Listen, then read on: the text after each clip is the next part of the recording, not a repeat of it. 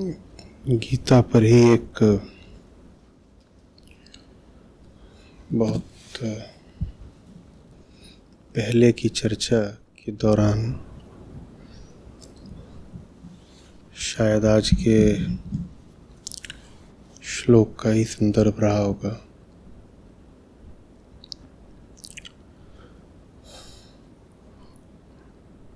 मैंने कुछ कहा था और आज जब ये श्लोक सामने है तो फिर वही बात अनायास याद आती है।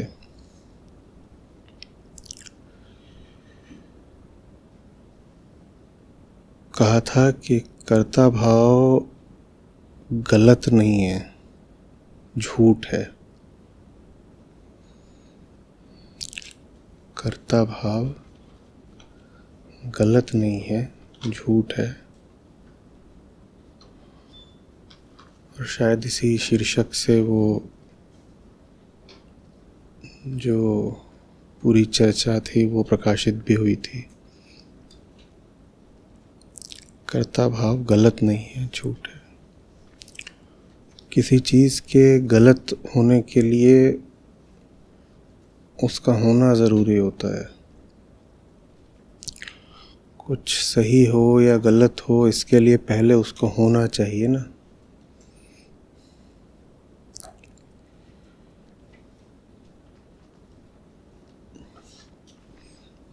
कुछ सही हो, गलत हो, अच्छा हो, बुरा हो,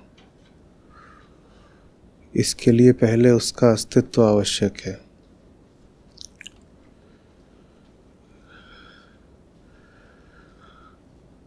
कर्ता होना बुरा सिर्फ एक शर्त पर हो सकता है कि हम झूठ को ही बुरे का नाम दे दें। हम कहते हैं कि जो कुछ झूठ है वो सब कुछ बुरा है।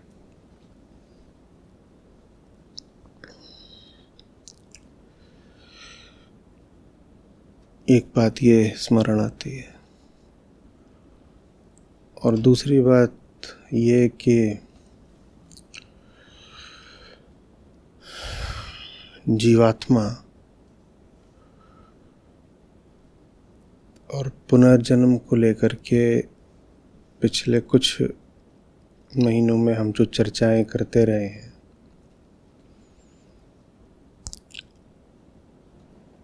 आज का श्लोक जैसे उन सब चर्चाओं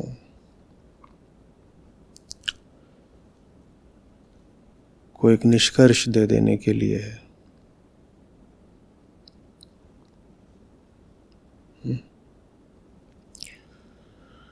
अभी मेरे ख्याल से 10 दिन भी नहीं बीते होंगे, मुनि अष्टावक्र हमसे कह रहे थे कि आत्मा का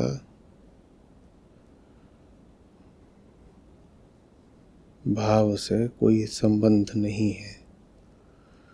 न तो आत्मा का शरीर से कोई संबंध है और न शरीर का आत्मा से कोई संबंध है।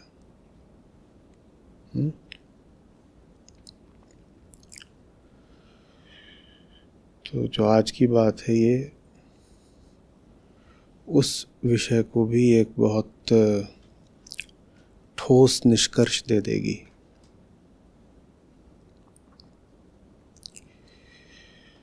कृष्ण कह रहे हैं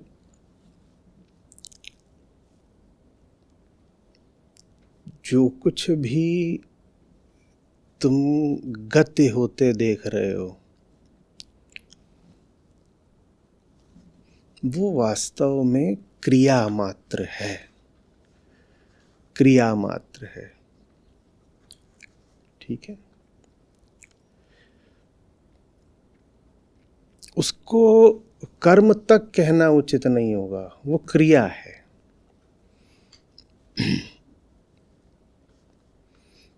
अब बात चल रही है कर्मयोग की और देखिए उसमें कृष्ण क्या कह गए। कृष्ण कह रहे हैं कि कर्म तो है ही नहीं, ये सब जो तुम कर रहे हो ये क्रियाएं हैं। कर्म तो है ही नहीं। कर्म तो तब होता है जब उसके पीछे कोई कर्ता होता है। कर्म तो तब होता है जब उसके पीछे कोई कर्ता होता है। कोई कर्म नहीं है, क्रिया है। वैसी ही क्रिया है जैसे गेंद ऊपर उछली नीचे गिर गई, वैसी ही क्रिया है जैसे नदी बह रही है। हवा बह रही है, पेड़ से पत्ता गिरा, आप क्या कहते हो? किसी ने कर्म करा। पेड़ से पत्ता गिरा, हम कहते हैं क्या कि ये किसी का कर्म है? कुछ हुआ तो है, गति हुई है, बदलाव हुआ है। किसी वस्तु की भौतिक स्थिति में परिवर्तन आया है। समय के एक क्षण में वस्तुएं जैसी थीं, समय के दूसरे क्षण में उससे भिन्न प्रतीत हो रही हैं। कुछ हुआ है बदलाव, पर बदलाव लाने वाला तो कोई रहा नहीं है। क्या बोलोगे? पेड़ ने पत्ता गिराया, कुछ बहुत अच्छी बात नहीं लग रही। क्या बोलोगे? पृथ्वी ने पत्ता खींच लिया अपनी ओर। क्या बोलोगे? हवा पत्ते को बहा कर ले गई। हाँ, भाषा में ऐसा बोल देते हैं, लेकिन हमें मालूम है कि यह भाषाई बात है, ये वास्तविक कोई बात नहीं है। हवा का कोई इरादा नहीं होता है पत्ते को बहा कर ले जाने का। हवा तो अपनी गति कर रही है, उस गति में अगर कोई पत्ता किसी पेड़ से टूटकर उसके साथ बह गया तो ये संयोग की बात है। हो गया तो हो गया, नहीं हुआ तो नहीं हुआ।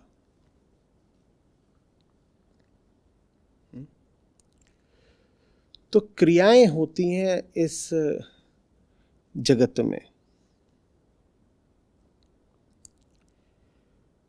और जड़ और चेतन में अंतर बस इतना ही है कि जो अपने आप को चेतन बोलता है उसको ऐसा भ्रम होता है जैसे कि जो क्रिया हो ही रही है, प्रकृतिगत कारणों से, गुणगत कारणों से जो क्रिया हो ही रही है उसे करने वाला कोई है। और कौन है? मैं हूं। समझ रहे बात को? जड़ वस्तुएं भी क्रिया कर रही हैं और चेतन वस्तुएं भी क्रिया कर रही हैं।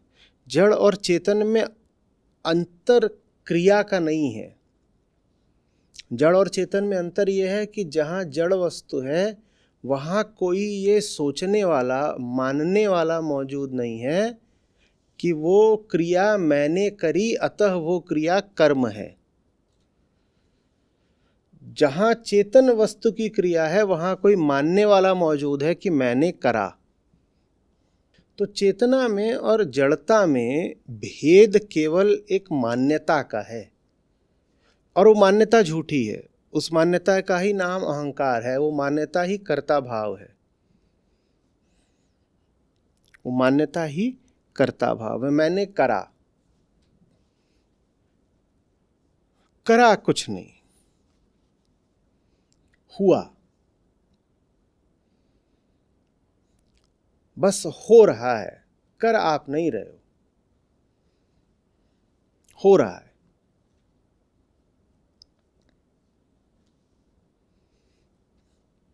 आप क्यों नहीं कर रहे हो? क्योंकि करने के लिए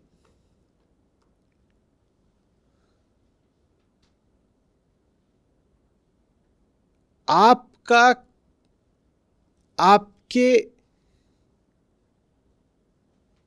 कर्म से कुछ भेद जरूरी है, एक दूरी आवश्यक है।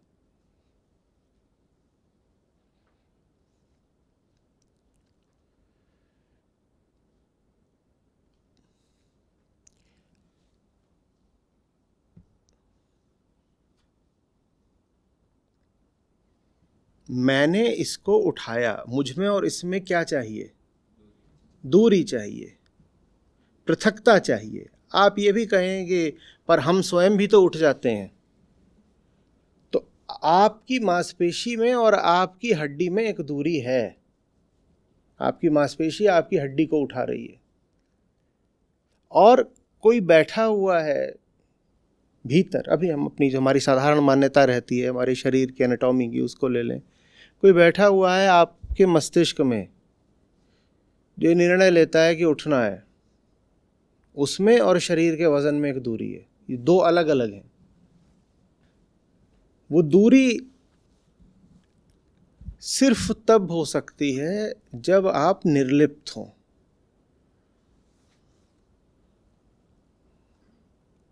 अगर कोई पदार्थ अपने ही गुण के अनुसार गति कर रहा है तो उस गति को कर्म नहीं बोला जा सकता, उस गति को बस क्रिया ही कहा जा सकता है। समझिए अच्छे से, अगर कोई पदार्थ बस अपने ही गुण के कारण कोई गति कर रहा है, उदाहरण के लिए कोई रेडियो एक्टिव मटेरियल है, वो रखे रखे टूट रहा है, किसी ने जा करके कुछ भी नहीं करा, न उसका तापमान बदला, न दबाव बढ़ाया उस पर, न जाकर उसके ऊपर कोई दूसरा रसायन डाल दिया, कुछ भी नहीं करा, उसको एक आप अक्रिय शून्यता में डाल छोड़ दीजिए, एक इनर्ट वैक्यूम में। वहां पड़े पड़े वो क्या कर रहा है? वो टूट रहा है। इसको आप कर्म नहीं बोल सकते, ये उसका गुणधर्म है। ये कर्म नहीं है, ये उसका गुण मात्र है। इसको अधिक से अधिक आप ये बोलोगे क्रिया हो गई, वो टूट गया। और टूटने से ऐसा ही नहीं कि वो बस बदल गया, वो आपको रोशनी भी दे रहा है। उसके टूटने से ऊर्जा पैदा हो रही है, आप उसको देख रहे हो, कह रहे हो अरे वो तो चमक रहा है।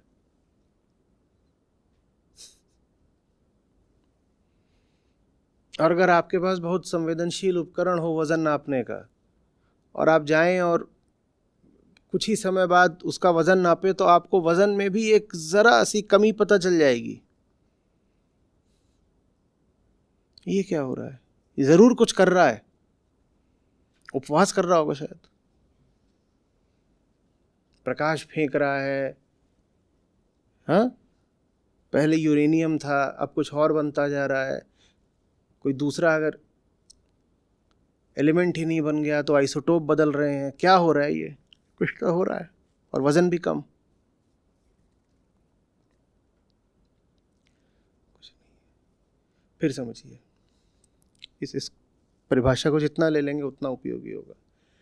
अगर कोई इकाई सिर्फ अपने गुण के अनुसार गति करती है तो उसको कर्म नहीं कहा जा सकता। वो बस गुण धर्म का पालन करा गया है, वो बस प्रकृति का खेल है। झूठ है ये कह देना कि वहां चेतना सम्मिलित है। हाँ, कुछ हुआ लेकिन किसी ने किया नहीं, कुछ हुआ लेकिन किसी ने किया नहीं। बताओ कौन है करने वाला वहां? क्योंकि करने वाला कोई नहीं है। तुम्हारे पास बस डींगे हाँकने का अधिकार है कि मैंने किया।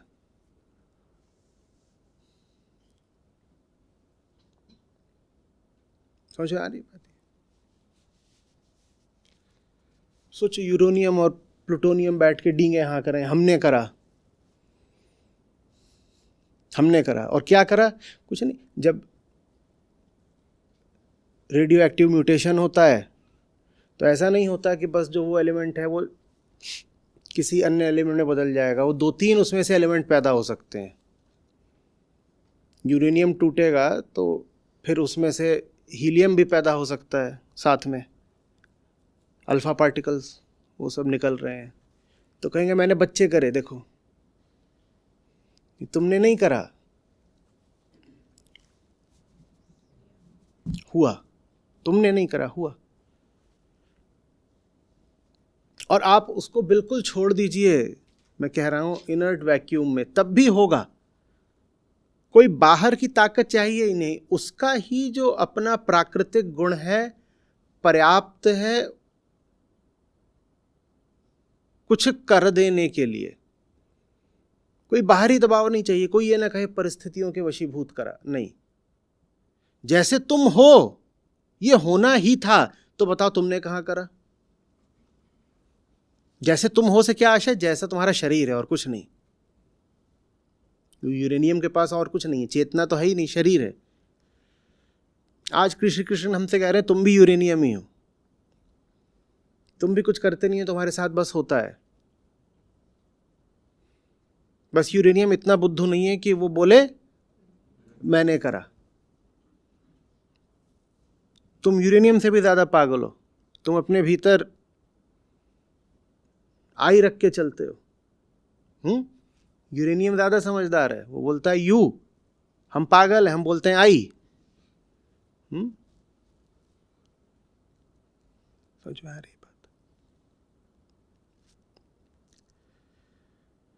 यही जो झूठ है कि मैं कुछ कर रहा हूं, यही झूठ हर इंसान का दुख है। अब ये समझिए अच्छे से कि कृष्ण कह रहे हैं तुम कुछ करते नहीं हो। अच्छा ठीक है, तो वो जो करता है, कर्ता के आगे निशान लगा रहे हैं, है ना? कर्ता को ऐसे उन्होंने स्ट्राइक आउट कर दिया। लेकिन हम ये भी जानते हैं कि जो करता है वही भोगता है, और दोनों का साझा नाम है अहम। कर्ता बराबर भोक्ता, और दोनों के लिए ही जो नाम है वो है अहम। तो अगर कर्ता नहीं है तो अहम भी नहीं है। तो अगर कृष्ण कह रहे हैं कि कर्ता नहीं है कोई, तो वो सीधे सीधे कह रहे हैं कि इन तीन में जो बीच वाला है वो है ही नहीं। तुमने झूठ मूठ उसकी हस्ती बना रखी है। और मजेदार बात यह कि ये सारी बात उसी को समझाई जा रही है। उसको कहा जा रहा है बेटा तुम हो ही नहीं, और वो हक्का बक्का मुंह फाड़े देख रहा है, अरे मेरी कोई इज्जत ही नहीं है। मतलब ये भी नहीं बोल रहे कि तुम गलत हो, गंदे हो, दुर्गुणी हो, पापी हो, झूठे हो, क्षणभंगुर हो। सीधे उसको एकदम बर्खास्त कर दिया है, क्या कह के? तुम हो नहीं। इससे बड़ा अपमान क्या होगा? कृष्ण की ओर आप देखेंगे तो कहेंगे इससे बड़ा एहसान क्या होगा? तुम्हारी एक ही तो समस्या है, तुम्हारी अपनी हस्ती। बेकार में उसको ढोए हुए घूम रहे हो। सब कुछ करने वाला कोई और है, तुम अपने कंधों पर जिम्मेदारी डाले हुए हो और परेशान होते रहते हो। तुम्हारी हस्ती ही तुम्हारी समस्या है। कर्ता भाव माने अहम भाव। कर्ता भाव नहीं मिट सकता जब तक अहम बाकी है।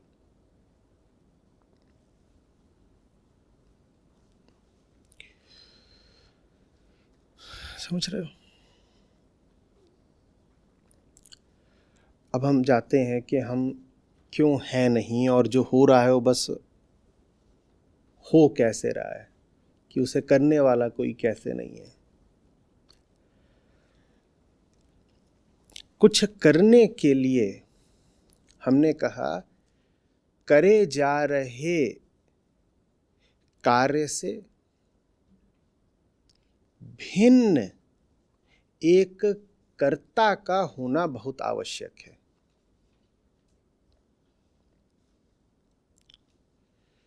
समझ रहे बात को? गाड़ी है तो गाड़ी का ड्राइवर चाहिए, चालक।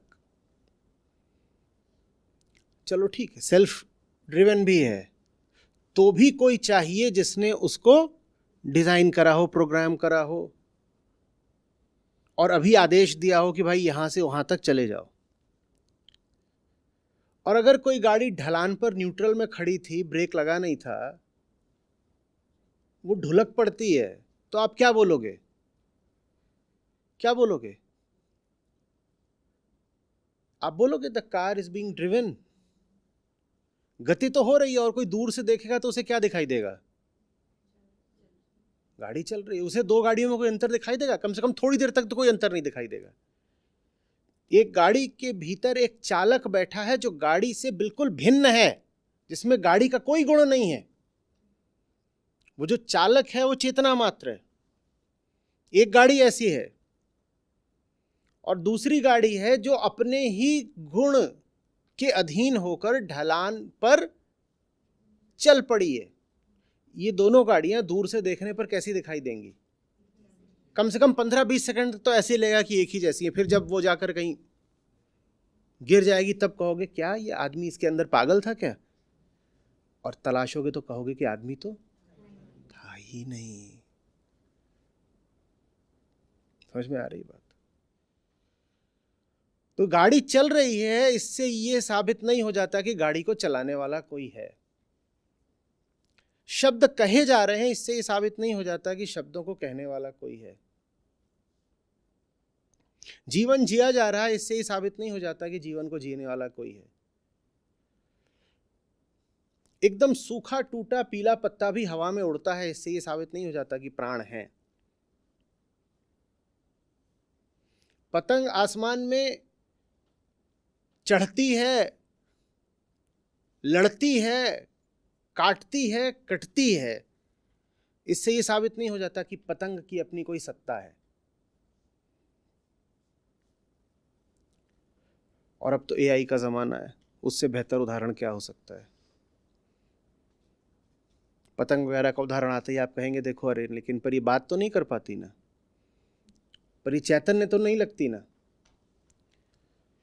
बोलिए कितनी चेतना वाला आपको मनुष्य देखना है, आज विज्ञान आपको तैयार करके दे देगा। और ट्यूरिंग टेस्ट है, उसको अभी भी माना जाता है। क्या है वो टेस्ट? कि आपके सामने एक मशीन ला दी गई है, आपको उसका मुंह नहीं दिखाया जा रहा और आप उस मशीन से बात करते हैं। आपको बताया नहीं गया है कि वो मशीन है कि इंसान है, क्या है। आपको कहा गया इससे बात करिए, आप बात करते हैं उससे और आप पता नहीं लगा पाते कि वो मशीन है कि इंसान है। तो इससे ये साबित हो जाता है कि उसमें सेंटियंस आ रही है। इस पे विवाद है, आप माने चाहे ना माने कि हाँ, अगर आप किसी मशीन से बात करते हैं और बात करने के बाद आपको यही लगता है कि आपने एक इंसान से बात करी है, तो इससे क्या साबित हो जाता है? कि आपने शायद जिससे बात करी है वो चैतन्य ही होगा, उसको मशीन बोलना भी उचित नहीं है। तो अगर मशीन से बात करके ऐसा लग सकता है कि वो इंसान है, तो ऐसा क्यों नहीं हो सकता कि आप आज तक जिन इंसानों से बात करते आए हैं और आपको लगा है वो इंसान है, वो मशीन थे? मैं बात को शीर्षासन करा रहा हूं थोड़ा सा।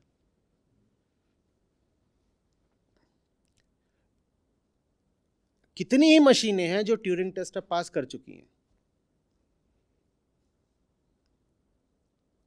हाँ, आप बात करेंगे मशीन से, आपके पास कई बार अभी फोन आते होंगे, उधर से एक महिला स्वर आपको सुनाई देता होगा, आपको ये चाहिए क्या, ये वो, आपको पता होना चाहिए वो ज़्यादातर या कम से कम कुछ बार, भारत में शायद कम होता होगा, विकसित देशों में मैन पावर कॉस्ट बहुत हाई है, तो वहाँ पर वो किसी इंसान को नहीं बैठा सकते ये सब कॉलिंग की, सिर्फ पूछने के लिए कि बैंक का लोन चाहिए क्या। तो वहाँ पर ये काम कौन कर रहा है? मशीन। लेकिन किसी को पता नहीं लगता है मशीन है। वो मशीन एकदम अच्छे से जान गई, वो मशीन ये तक पढ़ लेती है कि जिससे बात हो रही है उसके मनोभाव क्या है। मशीन ये तक जानती है कि दिन के कितने समय बाद मैंने फ़ोन मिलाया है, तो इस समय पर किस तरह से बात शुरू करना उचित रहेगा।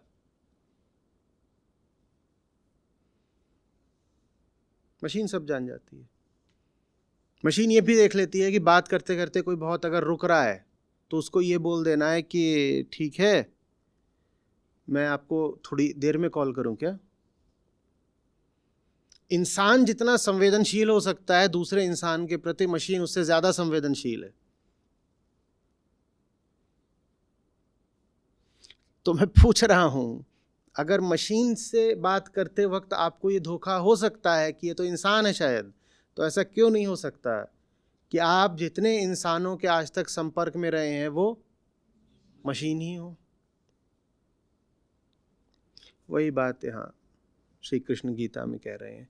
वो कह रहे हैं कि ये बात संभावना की नहीं है, ये बात निश्चित है कि जितने इंसानों से बात कर रहे हो वो सब मशीन ही है,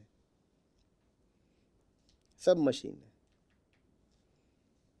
इंसान तो कोई लाखों करोड़ों में एक होता है पार्थ, और वो तुमसे अभी बात कर रहा है, उसका नाम गीताकार है।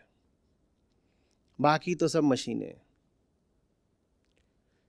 बाकी सब मशीनें हैं महाराज। तो आप मशीनों से बात क्यों कर रहे हो? क्योंकि उन मशीनों को भ्रम हो गया है कि वो इंसान है। तो पड़ा रहने दो ना ये भ्रम महाराज, क्यों मिटाना चाहते हो? क्योंकि इस भ्रम से वो दुख बहुत पा रहे हैं। मशीन अपने आप को इंसान सोचती है और दुख पाती है। अच्छा, तो आप मशीन को बता रहे हो कि वो मशीन है। हाँ, तो उससे क्या होगा महाराज? उससे ये होता है कि जो दुख पा रहा है वो दुख के अंत पर पहुंच जाता है। मैं बात सिर्फ उससे कर रहा हूं ना जो दुख पा रहा है। अपनी नजर में तो वो असली ही है ना, अपनी नजर में तो वो है। वो अपनी नजर में भी अगर झूठ होता तो फिर होता ही नहीं। वो कम से कम अपनी दृष्टि में तो उसका अस्तित्व है। मैं उसको उसके दुख के अंत पर ले जाना चाहता हूं, और उसी अंतिम बिंदु का नाम आनंद है, उसी को मुक्ति कहते हैं। मैं उसे वहां ले जाना चाहता हूं।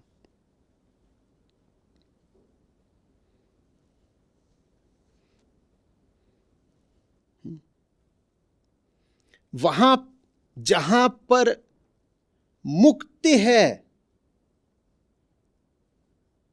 कृष्ण अब बताइएगा, गूढ़ प्रश्न है, क्या वहां पर मुक्त इच्छा भी है? क्या वहां मुक्त कर्म भी है? कृष्ण मुस्कुराते हैं, कहते हैं हाँ, वहां पर है मुक्त इच्छा, फ्री विल। सिर्फ वही हो सकती है जहां पहले फ्री एग्जिस्टेंस हो। अगर अस्तित्व ही मुक्त नहीं है तो इच्छा, कामना, विचार, भावना कुछ भी कैसे मुक्त हो सकते हैं? पर बहुत दूर की कौड़ी हो गई ना। कैसी बात कर ली पार्थ? बंधन की स्थिति में तुमने कह दिया कि मुक्ति और मुक्ति की कामना। बात कितनी विचित्र है। जब आप सोचते हो कि आप कर रहे हो, तब आप कर नहीं रहे होते, क्योंकि आप तो गुणों के बंधन में हो। जो बंधन में है वो क्या कर्म करेगा? कुछ भी नहीं। उसके ऊपर तो प्रकृति के गुण राज कर रहे हैं। वो जो कुछ भी कर रहा है उससे वो गुण करवा रहे हैं, तो वो कुछ करता नहीं। जब तक आप हो तब तक आप कुछ कर नहीं सकते।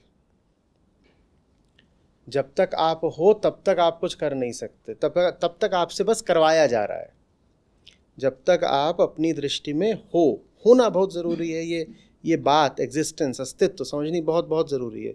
जब तक आप अपनी दृष्टि में हो तब तक आप कुछ नहीं कर सकते। जो कुछ प्रतीत हो रहा है आपके द्वारा किया हुआ, वो आपसे बस कराया जा रहा है या आपसे हो रहा है, जैसे ही बोल लीजिए। और जब आप नहीं होते हो तब आप वो हो जाते हो जो कर सकता है। सर चकरा गया। क्या कह रहे हो केशव? यही तो बात है। जो नहीं है वो सब कुछ कर सकता है। अभी हम 2 ही 4 दिन में लाओ त्ज़ू से मिलेंगे। वहाँ पे आप इस बात को बिल्कुल इसकी पूर्णता तक पहुंचते देखिएगा। जो नहीं है वो न होकर सब कुछ कर सकता है, जो हुआ बैठा है वो अपने होने के कारण ही कुछ नहीं कर पाएगा।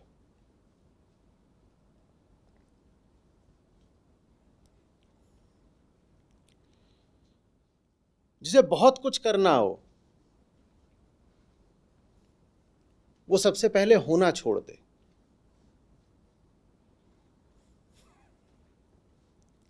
बहुत कुछ तभी हो सकता है जब आपके द्वारा ना हो। आप हो तो कुछ नहीं होगा। शायद हमारी कोई की चेन थी, उस पर लिखा था, किसी को याद हो तो, क्या लिखा था? You are the obstacle in your own way. हाँ,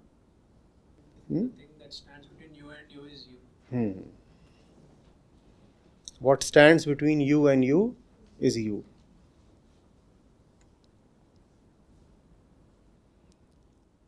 आप जब तक हो तब तक आप वास्तव में हो नहीं सकते। इसी को और अगर साधारण शब्दों में कहना है तो ये हो जाएगा, अहम जब तक है आत्मा हो नहीं सकती। अहम जब तक अपनी दृष्टि में है तब तक आत्मा की कोई संभावना नहीं। उसी को ज़्यादा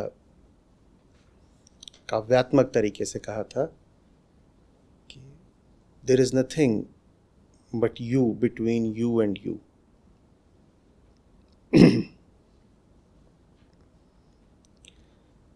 मुझ में आ रही है बात? अपनी जो हमारी रोजमर्रा की गतिविधियां हैं उनको देखिएगा।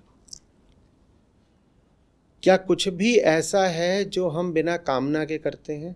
नहीं।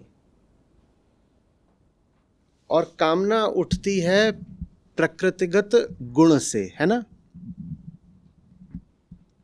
कहीं पे आपको कीचड़ दिखा है, तुरंत आपको कामना उठेगी कि मैं इसकी सफाई कर दूं। और एक सूअर आता है, उसे कीचड़ दिखाई देता है, उसको तुरंत कामना उठती है कि मैं इसमें लौट जाऊं। क्या आपकी कामना सचमुच आपकी थी और सूअर की थी? ये तो दोनों की देहें ऐसी हैं कि देहों ने पहले ही तय कर लिया कि क्या करना है। आपकी देह ने तय कर लिया कि दुर्गंध है और उस जीव की देह ने तय कर लिया कि सुगंध है। आपको किसी ने सिखाया नहीं है कि इस तरह की गंध को दुर्गंध मानना है। किसी ने सिखाया? बदबू आती है, कहीं प्रशिक्षण लिया है कहने का क्या कि इसको बदबू मानना है और इसको खुशबू मानना है? ऐसा कोई प्रशिक्षण तो हमें मिला नहीं है, न सूअर को मिला है। पर जैसे ही हमें कीचड़ दिखाई दिया और उसमें से दुर्गंध आई, हमने तुरंत क्या कहा? साफ करो, साफ करो। और कीचड़, वही कीचड़ दूसरे जीव के लिए खेल है। बोला लेट जाओ, बड़ा मजा आता है इसमें, और थोड़ा बहुत खा भी लो, कोई दिक्कत नहीं है। ना आपने फैसला किया ना उसने फैसला किया, ये तो दोनों की देहें हैं जो फैसला कर रही हैं। आधुनिक भाषा में इसको कंडीशनिंग बोलेंगे। हम कंडीशनड पुतले हैं, कठपुतलियां हैं, पपेट्स हैं। और हमको जैसे कठपुतली हो और उसके ऐसे कई, एक कठपुतली के कई होते हैं ना ऊपर को धागे, तो मान लीजिए कि कम से कम दो हैं, एक शरीर एक समाज। तीसरा उसमें और जोड़ना है तो जोड़ दीजिए संयोग। शरीर, समाज, संयोग, ये तीन हैं जो हमको चला रहे हैं।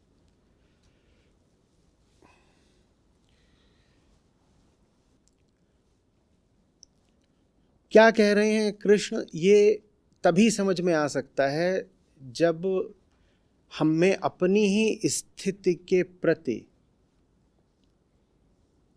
थोड़ी निर्लिप्तता हो, कुछ अनासक्ति हो, थोड़ा सा दूर हट करके साक्षी जैसा हो करके हम अपनी ज़िंदगी को, घटनाओं को, अतीत को ध्यान से देख पाएं।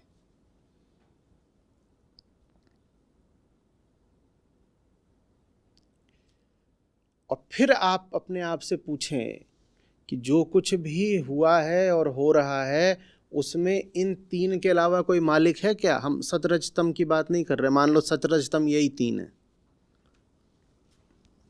यही तीन,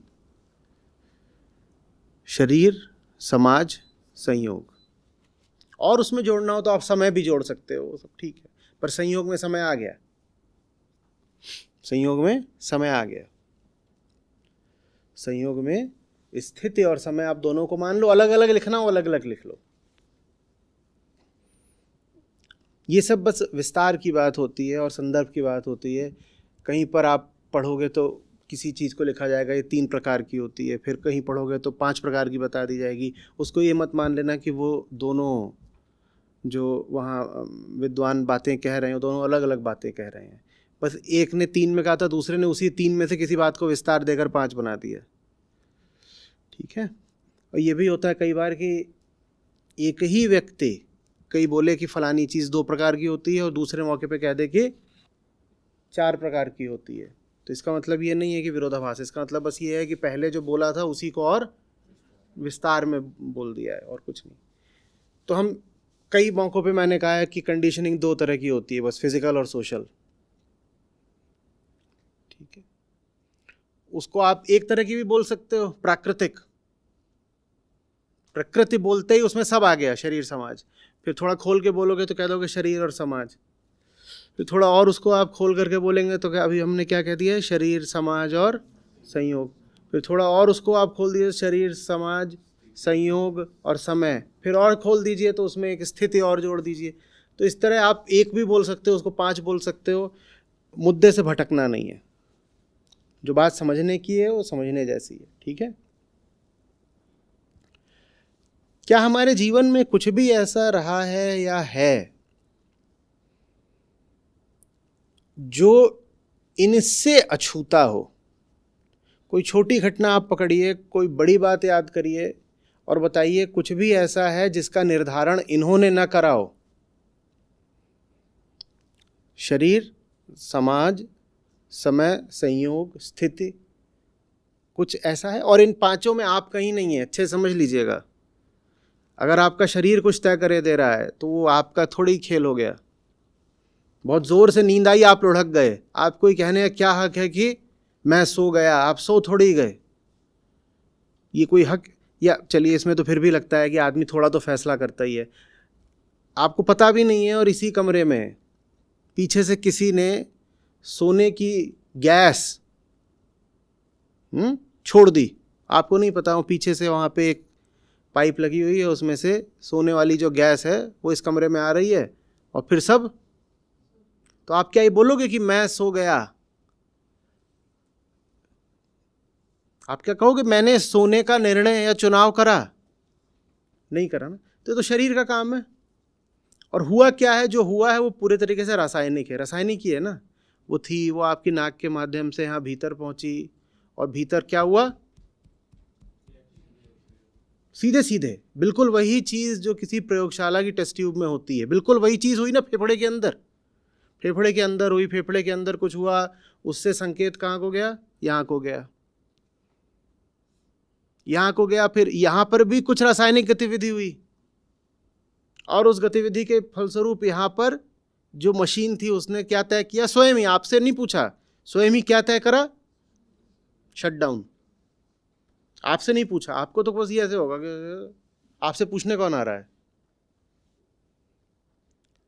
आपको तो कुछ भी पता नहीं। आपको ये पता नहीं कि गैस है, आपको ये भी पता नहीं कि यहाँ भीतर क्या हुआ, आपको ये भी पता नहीं कि यहाँ भीतर जो हुआ फेफड़ों में वो चीज़ यहाँ पहुँच गई, फिर यहाँ पे क्या हुआ। वो मशीन है, उसने स्वयं ही सब सारा सब कुछ खुद ही तय कर दिया और आप कुर्सी से लुढ़क गए बस। तो शरीर है, आपसे पूछ के नहीं चलता।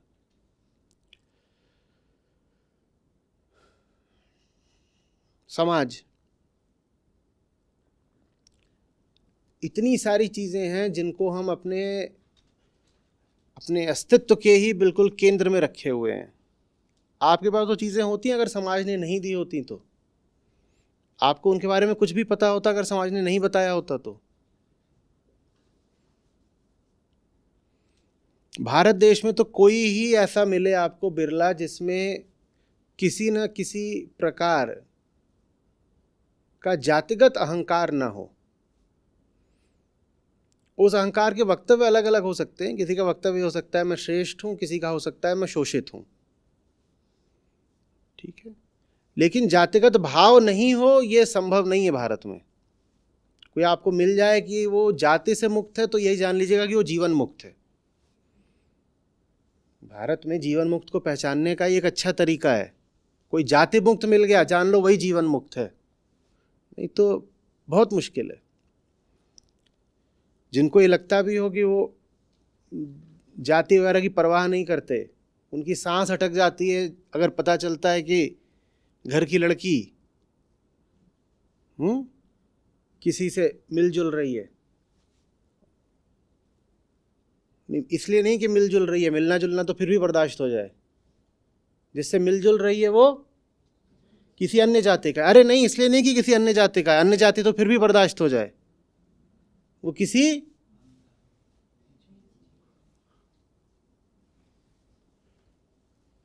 तुझे यही मिला था।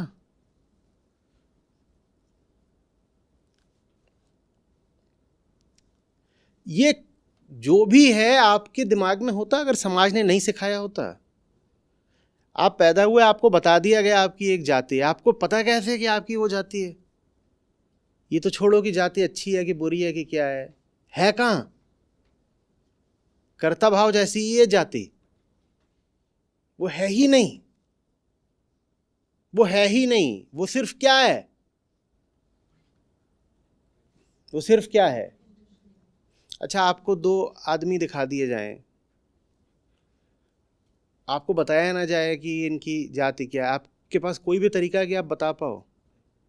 नहीं, इस मौके पे कई सूरमा उछल के खड़े हो जाएंगे, कहेंगे हम तो बता देंगे। और हो सकता है बता भी दे, क्योंकि कई बार ऐसा होता है कि आपको जो जाति बताई जाती है उसी के साथ साथ आपको उठने बैठने, कपड़े पहनने, बातचीत करने के या कुछ चिन्ह धारण करने के कुछ तरीके बता दिए जाते हैं। तो उन तरीकों को, उन चिन्हों को देख करके संभव है कि आपकी जाति का अनुमान लगाया जा सके। आपको दो बच्चे दिखा दिए गए कि जाति तो पैदा होते ही आ जाती है, आप जिस घर में पैदा हुए वही आपकी जाति हो गई, ऐसी तो जाति मिलती है। आपको दो बच्चे दिखा दिए गए, बताइए जाति, बताइए ना, कोई तरीका है आप उनकी जाति बता सकें? करिए, जो प्रयोग परीक्षण करना करके बताओ, करिए ना, जो भी करना है बताइए ना, उनकी जाति बताइए।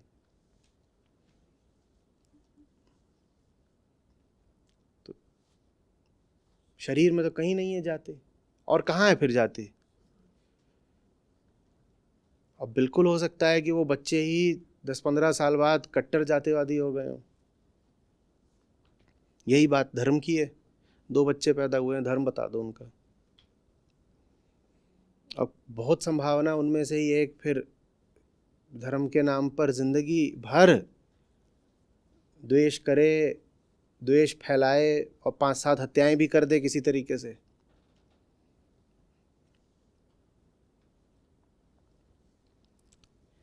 बात समझ रहे हो?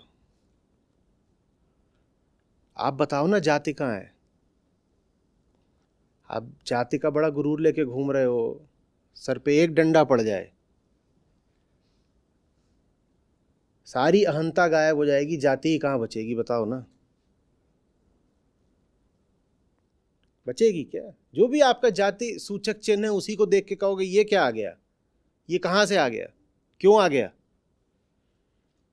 मतलब क्या इस बात का, ये क्या चीज है? लेकिन उस जाति के चलाए हम कितना चलते हैं ना, मैं बताऊं कितना चलते हैं। भारत की पूरी जनसंख्या ही जाति का परिणाम है। होंगे किसी तरह से आधा 1% अपवाद कि अंतरजातीय विवाह हो गया और उससे बच्चा हो गया, नहीं तो एक एक इंसान पैदा ही किससे हुआ है? जाति से ही तो पैदा हुआ है। जाति देख के ही तो विवाह होते हैं और उन्हीं विवाहों से सब बच्चे पैदा होते हैं।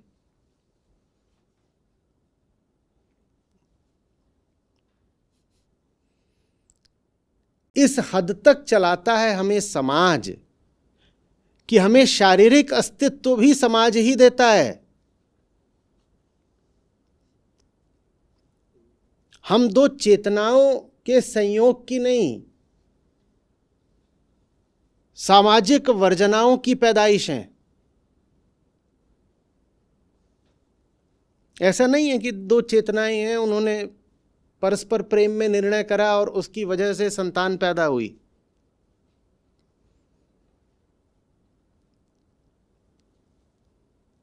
सामाजिक वर्जना ने कुछ तय करा और उससे संतानें पैदा हुई हैं, वो 140 करोड़ हो गई हैं अब।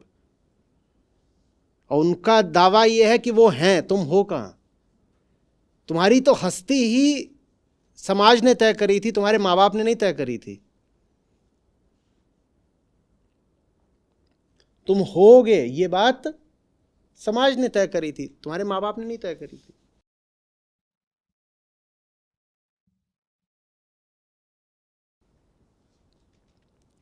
तो हमारी तो शुरुआत ही ऐसे हो रही है। शरीर तय करता है कि नर मादा की ओर जाएगा, मादा नर की ओर आएगी, और समाज तय करता है कि नर जाएगा तो मादा की ओर, पर सजातीय मादा की ओर जाएगा।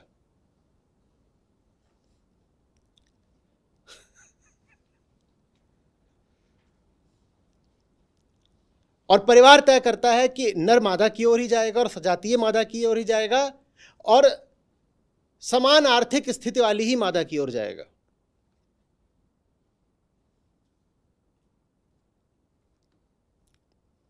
और संयोग तय कर देता है कि कौन सी मादा मिलेगी। उन दिनों जो उपलब्ध थी, आप थोड़ी तय करते हो कि कौन से नंबर की बस आपको मिलेगी। आप खड़े हो गए बस स्टेशन पे, मेट्रो के लिए खड़े हो जाते हो, आप तय करते हो क्या कौन सी सीट मिलेगी आपको? जो खाली थी वो मिल गई। तो शादी भी तो ऐसे ही होती है, जो खाली थी वो मिल गई, बाकियों पे कब्जा हो गया था।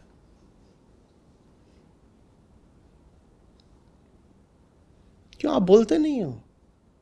बहुत सारी दीदियां यही, अरे उम्र बीत रही है, सारे लड़के अच्छे वाले निकले जा रहे हैं, वो यही कह रही हैं, सारी सीटें घिरी जा रही हैं, जल्दी तुम भी कुछ ले लो। नहीं सुना? अच्छे लड़के तो सारे निकल गए, क्या करेगी तू? 30 की हो गई। नहीं, ये कैसे भिन्न है मेट्रो में सीट घेरने से, बताओ ना। सीटें तो सारी घिर गई, अब तुझे नहीं मिलेंगी। और सीटों का घिरना तो संयोग होता है। किस नंबर की बस मिलेगी, कौन सी मेट्रो मिलेगी, उसमें से कौन सी सीट मिलेगी, ये तो संयोग ही होता है।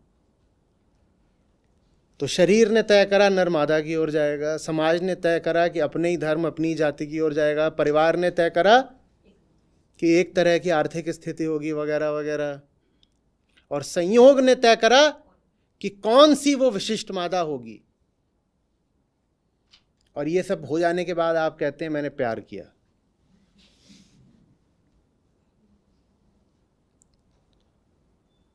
और वहां जाकर के पता नहीं वो प्री वेडिंग पोस्ट वेडिंग कराते हैं। वो अगर कराना भी है तो इन चार को कराना चाहिए, शरीर, समाज, परिवार, संयोग, ये चारों मिलकर नाचे। तुम काहे को नाच रहे हो? तुम तो हो ही नहीं, तुमने तो कुछ किया ही नहीं है उसमें। बच्चा पैदा होता है, उसके नाम के साथ बाप का नाम क्यों लगा रहे हो? बाप तो हो ही नहीं। उसके नाम के साथ पहला नाम तो ठीक है लगा दिया, पहला नाम तो शरीर का ही होता है, दूसरा नाम होना चाहिए परिवार का, तीसरा समाज का होना चाहिए, चौथा संयोग का होना चाहिए, और आगे और बहुत सारे अनियंत्रित और अनाम अज्ञात कारक हैं जिनसे उसकी पैदाइश हुई है। हमारे एक मालिक थोड़ी, अनंत मालिक है। हमने अभी कहा 3 कारण हो सकते हैं, 3 हमारे मालिक हैं, कठपुतली को नचाने वाली 3 डोर हैं, फिर हमने कहा 5 हो सकती हैं।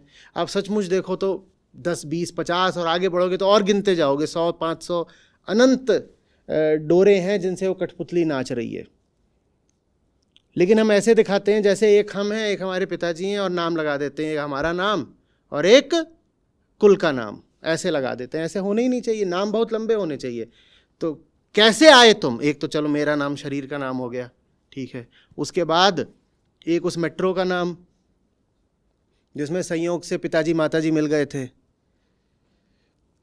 एक उस भैंस का नाम जो मेट्रो के आगे आ गई थी, तो मेट्रो वाले ने ज़बरदस्त ब्रेक मारा, जब ब्रेक मारा तो माताजी उछल के पिताजी पे आ गई। तो भाई मेरी पैदाइश बिना उस भैंस के हो ही नहीं सकती थी। न होती वो भैंस, न लगता ब्रेक, न उछलती माताजी, और न पिताजी के भीतर होती ज़बरदस्त गतिविधि, न होती वो गतिविधि तो मैं पैदा ही नहीं होता। एक उस भैंस के मालिक का नाम जिसने लठ लेके भैंस दौड़ाई थी तो वो पटरी पे आ गई। एक वो लड़के का नाम छोटा सा जो दूध का बर्तन लेकर के पहुंच गया था कि दूध दो, दूध के लिए भैंस के पास गया था दूहने ग्वाला, और भैंस ने कहा ये 10:30 बजे दूध का समय है। वो लड़का सुबह सो के नहीं उठा था, लेट आया था दूध लेने, तो भैंस ने चला दी दुलत्ती। जब दुलत्ती चला दी तो उसने पीछे से लठ मारा तो भग गई। जब भग गई तो पटरी पर आ गई। जब पटरी पर आ गई तो ब्रेक लग गया। जब ब्रेक लग गया तो माताजी उछल गई। जब माताजी उछल गई तो पिताजी भी उछल गए। दोनों जब उछल गए तो नुन्नू लाल पैदा हो गए। तो सबका, भैंस का, लठ का, ग्वाले का, सबका नाम नाम के साथ हमारे जुड़ा होना चाहिए कि नहीं? वो एक पिक्चर आई थी, उसमें उसका नाम पूछता है। वो इतनी आध्यात्मिक बात थी, इतनी आध्यात्मिक बात थी, जो समझ पाए सिर्फ उसी सीन में समाधि में चला जाए। कि आपको पता होना चाहिए कि आपके पैदा होने के पीछे कितनों का हाथ है। और यही नहीं करो कि बस अपने ही जो पूर्वज थे उन्हीं का नाम अपने नाम के साथ जोड़ दिया। नहीं नहीं नहीं नहीं नहीं, तुम्हें भैंस का भी जोड़ना पड़ेगा। और उस दिन गर्मी ज़्यादा थी, तो जितने लोगों ने क्लाइमेट चेंज में योगदान दिया है उन सब का नाम जोड़ो, क्योंकि गर्मी उतनी ज़्यादा ना होती तो बफेलो का मूड इतना ऑफ ना होता। भैंस के भी तो अपने कुछ स्टैंडर्ड्स होते हैं ना। बोले कोई तरीका है, सुबह 10:30 बजे इतनी गर्मी है, चलेगा नहीं। तो चिड़ी बैठी हुई थी और ये पीछे से लेकर के पहुंच गया दूध का डब्बा और बोला अब तुझे दुहूंगा। वो बोली माई फुट, और उसने चला दिया फुट। तो इन सब का नाम भी तुम्हारे नाम के साथ जुड़ेगा कि नहीं जुड़ेगा? समझ में आ रही है बात? ऐसे तो हम आए हैं। अब एक कठपुतली की कल्पना करो जिस पर अनंत डोरे माने बंधन बंधे हुए हैं। वो हम हैं, वो हम हैं।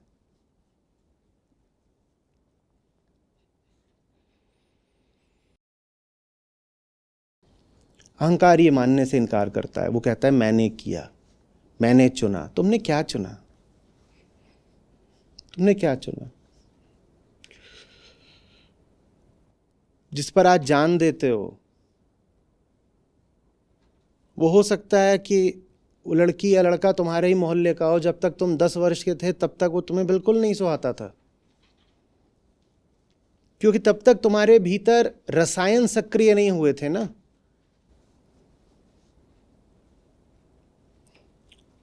लड़की है वो, और उसी के साथ एक मोहल्ले में ही लड़का था, वो अपना साथ में स्कूल भी जाते थे, खेलते थे। दोनों में एक दूसरे के लिए कोई भावना थी ही नहीं। बहुत होता है, क्या भावना होगी, बल्कि चिढ़ और लगती थी। पता नहीं क्या समझता है अपने आप को बदतमीज, ये तो जरा सा ही ठीक नहीं लगता। क्योंकि तब तक दोनों की ही भीतरी जो ग्रंथियां थीं, काम ग्रंथियां, वो सक्रिय ही नहीं हुई थी। और फिर आती है 15 बरस की बाली उम्र, और कुछ कुछ होता है। तुमने क्या किया है? तुमने क्या किया?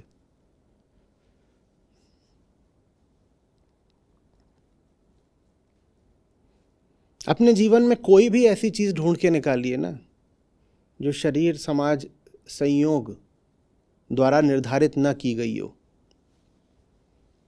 कुछ भी ऐसा खोज के निकालिए। और भाग्यवान होते हैं वो जिनके जीवन में एक भी ऐसी सद्वस्तु निकल आती है जिस पर शरीर समाज संयोग का ठप्पा ना लगा हुआ हो।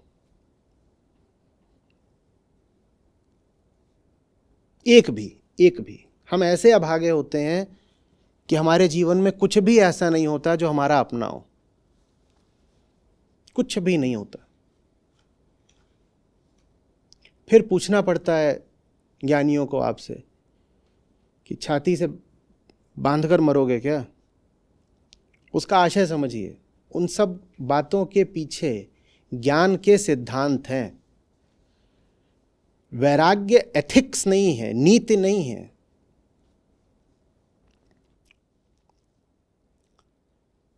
वैराग्य के पीछे बहुत ठोस विज्ञान है, और वो विज्ञान यही है। वो विज्ञान आत्मज्ञान से आता है कि पता चले कि वो चीज मेरी तो है ही नहीं ना। जब मेरी नहीं है तो मैं उसमें निवेश क्यों कर रहा हूं?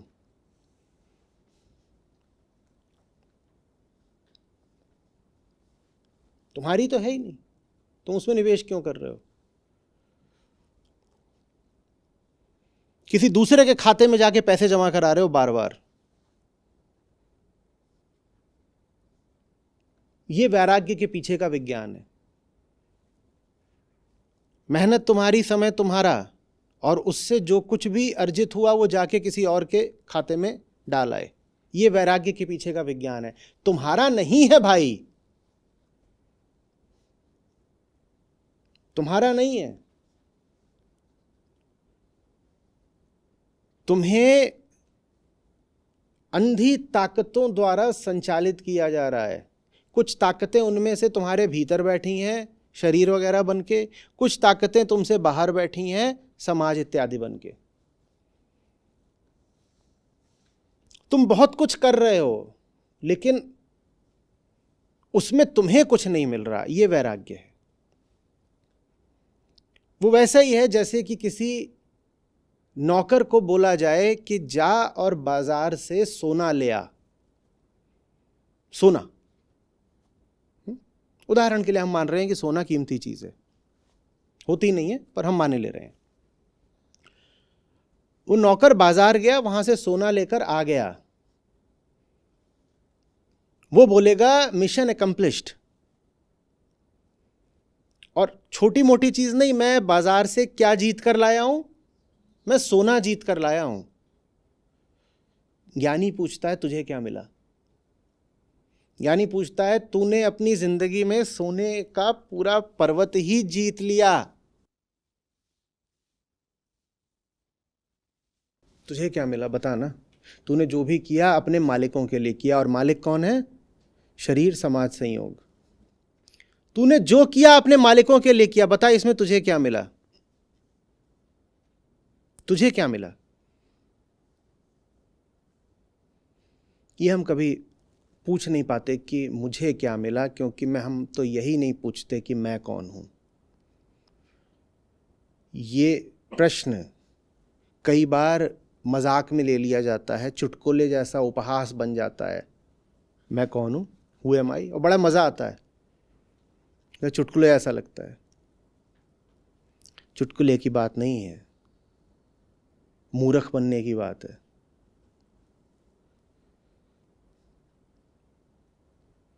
जो ये नहीं जानता मैं कौन हूं, वो कभी ये भी नहीं पूछ पाएगा मुझे क्या मिला। जो ये नहीं जानता उसे क्या मिला, वो सिर्फ शोषित होता रहेगा, और उसी का नाम दुख है।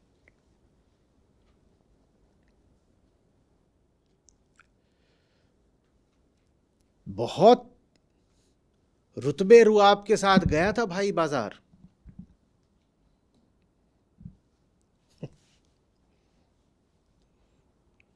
और जेब में नोट ठसाठस,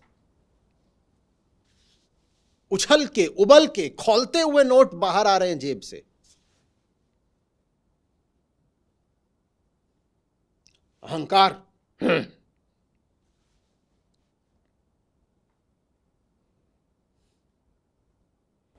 वहां जाकर के उसकी दुकान में, आभूषण विक्रेता है, सोने, हाँ दिखा, ये दिखा, वो दिखा, ऐसा है वैसा।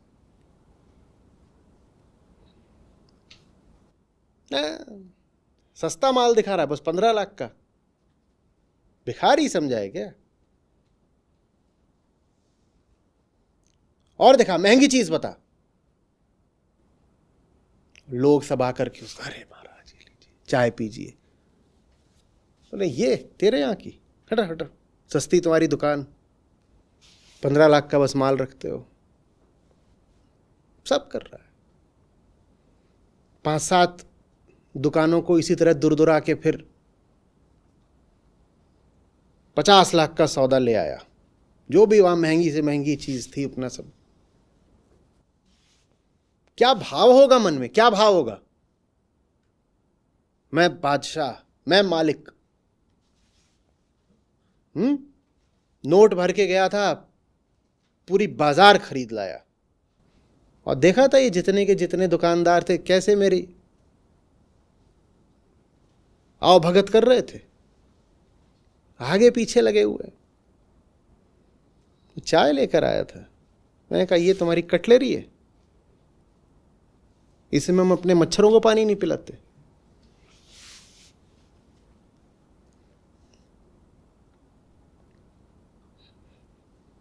महाराज क्या आपने बात बोली, करुणा निधान,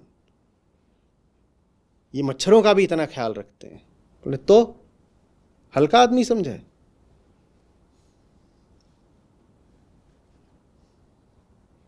पूरे बाजार में बिल्कुल लहर दौड़ गई,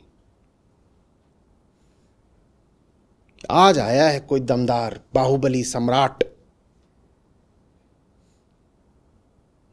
कैसा भाव होगा, एक बार को कल्पना करो, कैसा भाव होगा। कुछ लगता है ना, मतलब सचमुच लगता है ऐसे छाती चौड़ी हो गई, कुछ ऐसा चाल बदल जाती है। और लौटते वक्त क्या है, ये वो 50 चीजें लेके आया।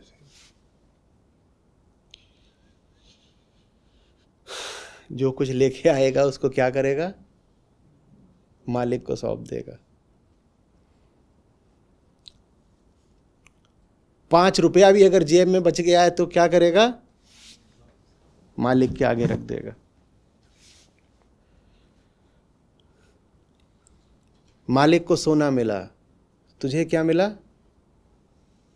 समय और श्रम की बर्बादी।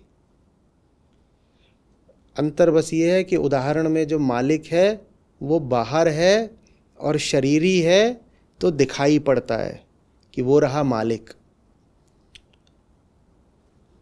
वास्तविक जिंदगी में वो जो मालिक होता है वो कोई एक व्यक्ति नहीं है कि दिखाई पड़ ही जाए आवश्यक रूप से। सबसे पहले वो मालिक हमारे ही भीतर बैठा हुआ है। तो हमें नहीं पता चलता कि हमें बस नचाया जा रहा है। यही शोषण है असली। लोग 50 तरीके के शोषणों की बात करते हैं। लोग कहते हैं मुझे उसने लूट लिया, मेरा इतना पैसा ले गया। ये 3 हैं जो तुम्हारी पूरी जिंदगी, पूरी हस्ती ही लिए जा रहे हैं। शरीर, समाज, संयोग, ये हैं असली मालिक, ये हैं असली शोषक। सब लूट लिया इन्होंने, कुछ नहीं छोड़ा।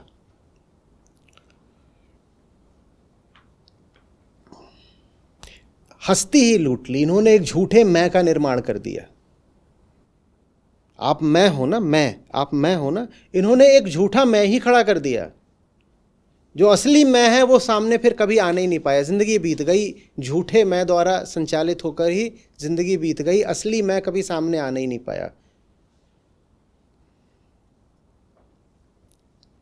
वो जो नौकर है वो बोल रहा है मैं नौकर। क्या बोल रहा है, मैं नौकर। ये उसका झूठा मैं है। जानते हो उसका असली मैं क्या है? उसका असली मैं है मैं मालिक। वो मैं कभी सामने आने ही नहीं पाएगा। वो असली मैं तभी सामने आता है जब गीता के 18 अध्याय पूरे होते हैं। नौकर को मरना पड़ता है। जब तक वो नौकर मरेगा नहीं तब तक मालिक प्रकट होगा नहीं। बार बार मैं कहा करता हूं, अर्जुन किसी और पर नहीं, स्वयं पर ही तीर चला रहे हैं। सामने जो खड़े हुए हैं वो सब अर्जुन के ही शरीरों के, समाजों के और संयोगों के ही तो प्रतिनिधि हैं। अर्जुन के शरीर के प्रतिनिधि कौन है?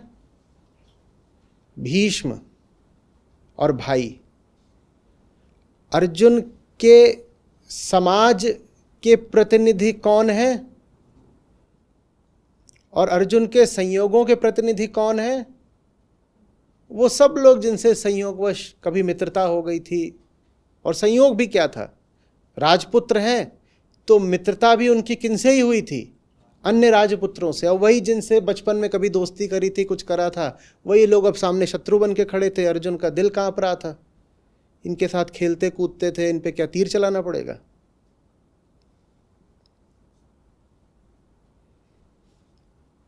ये जो हैं तीन, शरीर, समाज, संयोग, ये मिलकर एक नकली मैं का निर्माण करते हैं। कृष्ण अर्जुन से कह रहे हैं अपने नकली मैं को मार दो, अपने नकली मैं को मारो।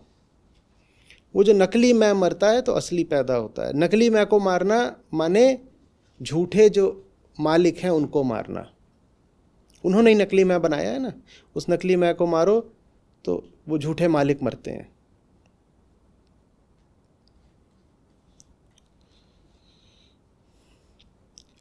आ रही है बात? इस सवाल को अपने भीतर उतरने दीजिए। बहुत दर्द होगा, पर वो दर्द कैथार्टिक होगा। कुछ भी है जीवन में जो शरीर, समाज, संयोग के अतिरिक्त कहीं से आया हो? कुछ भी, एक सुई भी, 1 रुपया, 1 तिनका, 1 दाना, 1 क्षण, 1 बात, 1 रिश्ता, कुछ भी है ऐसा? करिए तो विचार। और यही सब कुछ जो बस इन 3 मालिकों ने हमें दे दिया है, हम उसी पे जिंदगी निछावर करे रहते हैं, है ना? बोलो।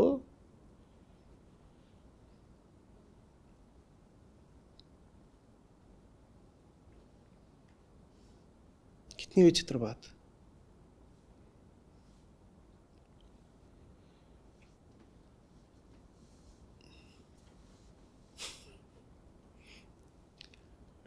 मैं आईआईटी में गया, मुझे हॉस्टल अलॉट हुआ, अरावली हॉस्टल,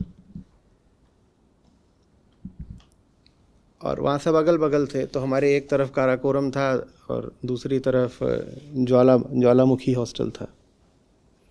और वहाँ जा रहे हैं और पहले ही दिन, और जो हॉस्टल अलॉट हुए थे वो एंट्री नंबर के बेसिस पर हुए थे, एकदम रैंडम, एकदम रैंडम। एंट्री नंबर इस आधार पे आया था कि किसने आईआईटी दिल्ली चुनी, किसने नहीं चुनी। आईआईटी दिल्ली किसने चुनी, किसने नहीं चुनी, इसमें बहुत सारे संयोग थे। किसकी क्या रैंक आई, किसको क्या ब्रांच मिली, किसके दिमाग में क्या बात डाल दी गई, और किसका घर कहाँ पे। बहुत लोग तो इसी आधार पे चुनते हैं कि जो घर के पास वाली वही ले लो।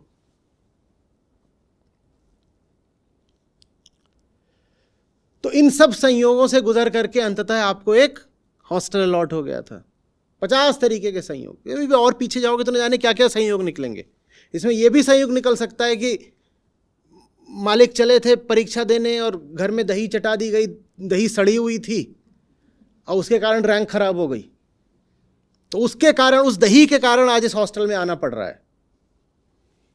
कुछ भी कारण हो सकता है। ये भी कारण हो सकता है कि मालिक तैयारी कर रहे थे, 12वीं में थे और 12वीं में ही वो क्लास में पढ़ती थी और 12वीं में शरीर तरह तरह के आकार लेने लग जाता है, वो ट्रिग्नोमेट्री छोड़ के ज्योमेट्री में खो गए,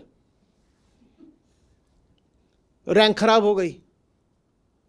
रैंक खराब हो गई तो फिर वो ये वाला हॉस्टल मिला। कुछ भी हो सकता है। तो इन सब संयोगों से गुजर के आप हॉस्टल में पहुंचे, और हॉस्टल में पहले ही दिन आपको क्या बोला जा रहा है, ये जो है ना बगल वाले, इनको गाली देनी है, उनके हॉस्टल का नाम लेके गाली देनी है, और बड़ी अम्मा बहन की गाली देनी है पहले ही दिन। तो इधर वाले सारे अपने अपने सब जितने थे फ्रेशर्स, फच्चे, वो छज्जों पे खड़े कर दिए गए, और उधर वालों को गाली देनी, उधर से गाली दी जा रही है। 60-70 जने इधर से, 60-70 जने उधर से, रात के 2 बजे। और जो भयानक उस वक्त पर सामुदायिक उन्माद उठा था। हम एक समुदाय हैं, अब हम एक कम्युनिटी हैं पूरे, पत्थरबाजी नहीं हो गई, यही। और वो चला, फिर 4 साल चलता है वो। तुम कैसे वहां के हो गए, तुम कैसे वहां के हो गए, और दूसरा पराया कैसे हो गया? सिर्फ एंट्री नंबर के आधार पे, एक संयोग के आधार पे। और एक संयोग और होता है, लिंग। तो लड़कियों का तो हॉस्टल इंस्टीट्यूट के बिल्कुल विपरीत दिशा में रखा गया था, और एक ही था, अब 2 हो गए, वो भी आपस में एक दूसरे को गाली देती हैं। अब पहले एक था तो उन्हें कोई मिलते नहीं था गाली देने को, तो उन्हें जब गाली देनी होती थी तो इधर आती थी।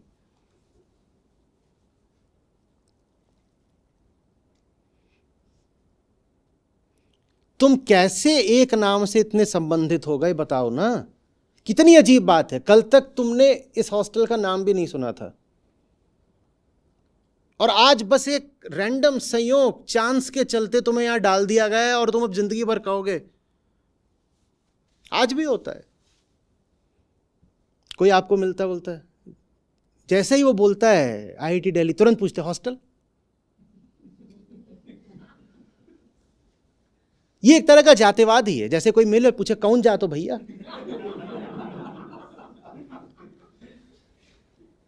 नहीं, हम इसे क्यों ना माने, ये भी एक वर्ण व्यवस्था है, और क्या है कि कोई मिल रहा है सबसे पहले आप हॉस्टल पूछ रहे हो उसका। और लेकिन उस बात में दम भी है, क्योंकि एक बार वो जगह आपको मिल गई, अब आप 4 साल उसके साथ जिंदगी बिताते हो। 4 साल जिंदगी बिताने के कारण आपका किसी से स्नेह हो जाए, वो बात भी समझ में आती है। हालांकि वो स्नेह भी है संयोग के कारण ही, कि भाई अब आपको एक रूमी माने रूममेट अलॉट हो जाता था, वो भी आपसे पूछ के नहीं किया गया, पर आपको एक रूममेट दे दिया गया है, आपने उसके साथ जिंदगी बिताई है, जिंदगी नहीं तो 1-2 सेमेस्टर बिताए, तो आपका उससे कुछ नाता बैठ गया, ठीक है चलो। लेकिन पहले दिन कैसे हो गया ये बताओ, पहले दिन इतना उन्माद कहां से आ गया? और पहला दिन मुझे भूल नहीं रहा है। सब बत्तियां दोनों तरफ बुझा दी जाती थी, क्योंकि आप अभी अभी आए हो तो एंटी रैगिंग स्क्वाड घूम रहा होता था, तो उसको बस सुनाई दे, दिखाई कुछ ना दे। सारी बत्तियां दोनों तरफ की बुझी हुई हैं। अब वो भी ज़्यादा परवाह नहीं करते थे, वो कहते थे कि अच्छा अभी ये जो फच्चे इतना चिल्ला रहे हैं माने जिंदा है, ठीक है आगे बढ़ो, आवाज़ आ रही है ना, हाँ ठीक है आगे बढ़ो।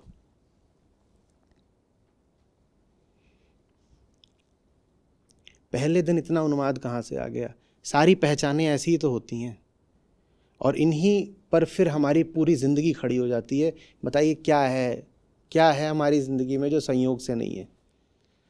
हमने क्या निर्मित करा? कई तो ऐसे हों जिनको वो नाम उच्चारित करने में समस्या आ रही हो, पर फिर वो नाम ऐसा हो जाता है जैसे कि नाम नहीं है, प्राण है, हमारा प्राण है।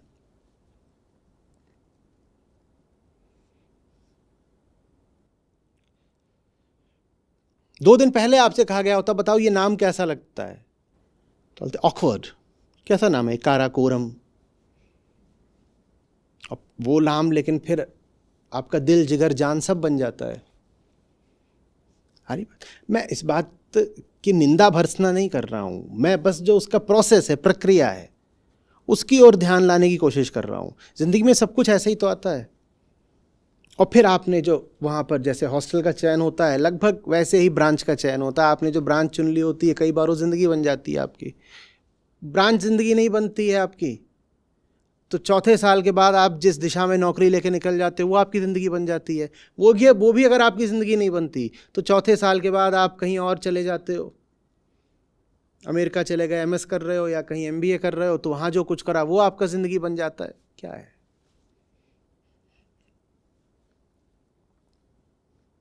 स्वतंत्र चुनाव, इसमें है कहां पर? हम कहां हैं? स्थित समाज संयोग, बस।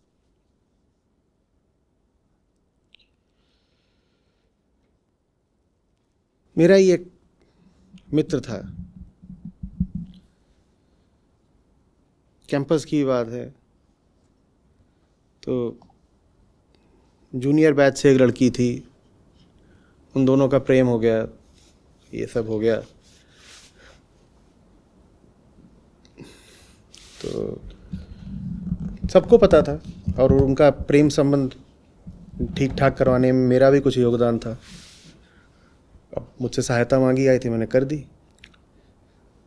तो फिर मैंने उससे पूछा, मैंने कहा ये सब तो ठीक है, अब तुम अब यहाँ पे आ गए हो, सब अपना रिश्ता यहाँ तक लंबा खींच दिया तुमने, क्या करोगे अब तुम? घर वालों के बताओगे? बोले हाँ अब बता देता हूँ। मैंने कहा ये सब कास्ट वगैरह का टंटा नहीं फंसेगा? बोला वो सब मैंने पहले ही देख लिया था। और मैं धक से हो गया बिल्कुल।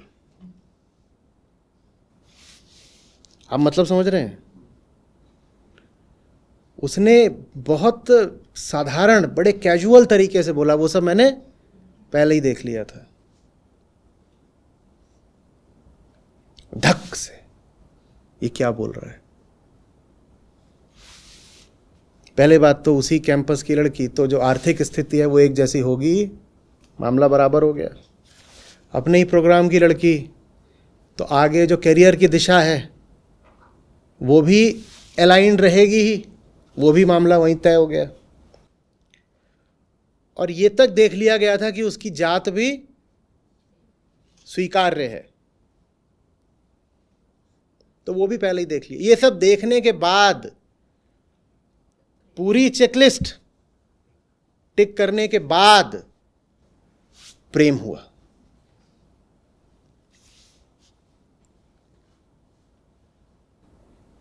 तो गजब का प्रेम है ये।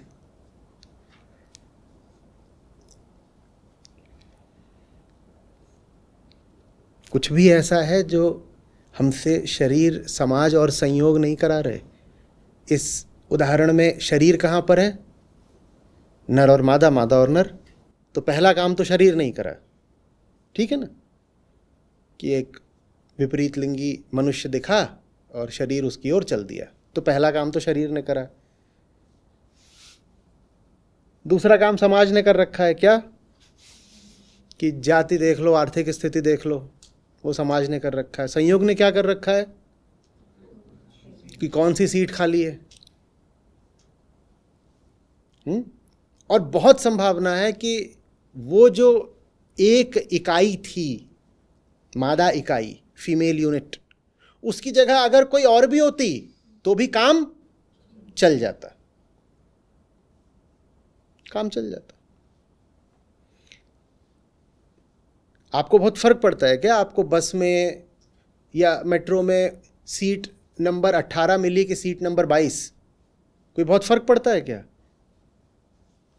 एक बार बाकी चीजें तय हो गई हैं कि मेट्रो वही है जिस दिशा जाना है, और उसी समय की है जिस समय मुझे चाहिए, उसके बाद तो जो भी सीट खाली मिले उठा लो। इसी तरह एक बार ये तय हो गया कि सामने जो मनुष्य है वो स्त्री है, कई तो बोलते भी हैं लड़की होनी चाहिए। एक बार ये तय हो गया कि सामने जो मनुष्य है वो स्त्री है, और ये तय हो गया कि जाति ठीक है, धर्म ठीक है, उम्र ठीक है, तो उसके बाद तो जो भी मिले ठीक है। हाँ, इतना नहीं होना चाहिए कि सीट टूटी हुई है। अब सीट टूटी हुई होती है तो आप आपत्ति कर दो, क्योंकि यार एक तो टांग नहीं है इसके, जैसे आपकी कुर्सी की मेट्रो में आपको जो सीट मिली उसमें एक टांग ना हो, तो तब आप शायद आपत्ति कर दोगे। वैसे ही बस, मतलब बाकी सब तो हो जाएगा, ये ना हो कि एक टांग ही नहीं है।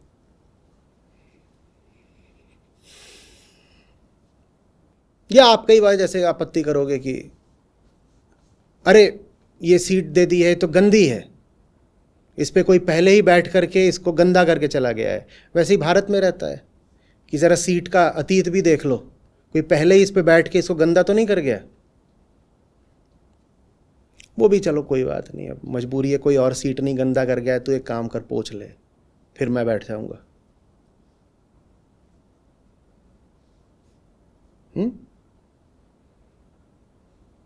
क्या फर्क है?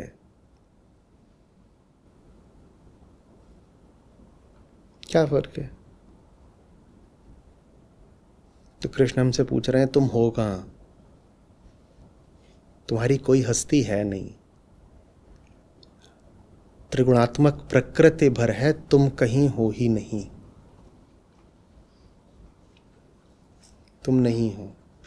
और जब तुम नहीं हो तो तुम दुख काहे का बना रहे हो? जो है नहीं वो दुखी होने के लिए कहां से आ जाता है? जिंदगी के किसी मौके पर तुम कभी पाए नहीं गए, तो तुम दुखी होने के लिए कहां से प्रकट हो गए भाई पार्थ। जिंदगी के रंगमंच पर यह ऐसा किरदार है जो कभी नजर ही नहीं आया। पूरे नाटक में यह कभी नहीं था। मालिक लोग थे, मालिकों का नाटक है, वो अपना खेल रहे हैं नाटक, और बीच में से खड़ा होकर रोता है बहुत जोर से। क्या हो गया? बोले मुझे रोने का काम दिया गया है। पर तू तो मंच पे है ही नहीं, तू तो रोने के लिए भी मंच पर नहीं है। तू तो रोता भी तब है जब मालिक रुलाते हैं, नहीं तो तू रोएगा भी नहीं। मालिक रुलाएंगे तो तू रोता है, नहीं तो रोता भी नहीं। तेरी कोई हस्ती ही नहीं है।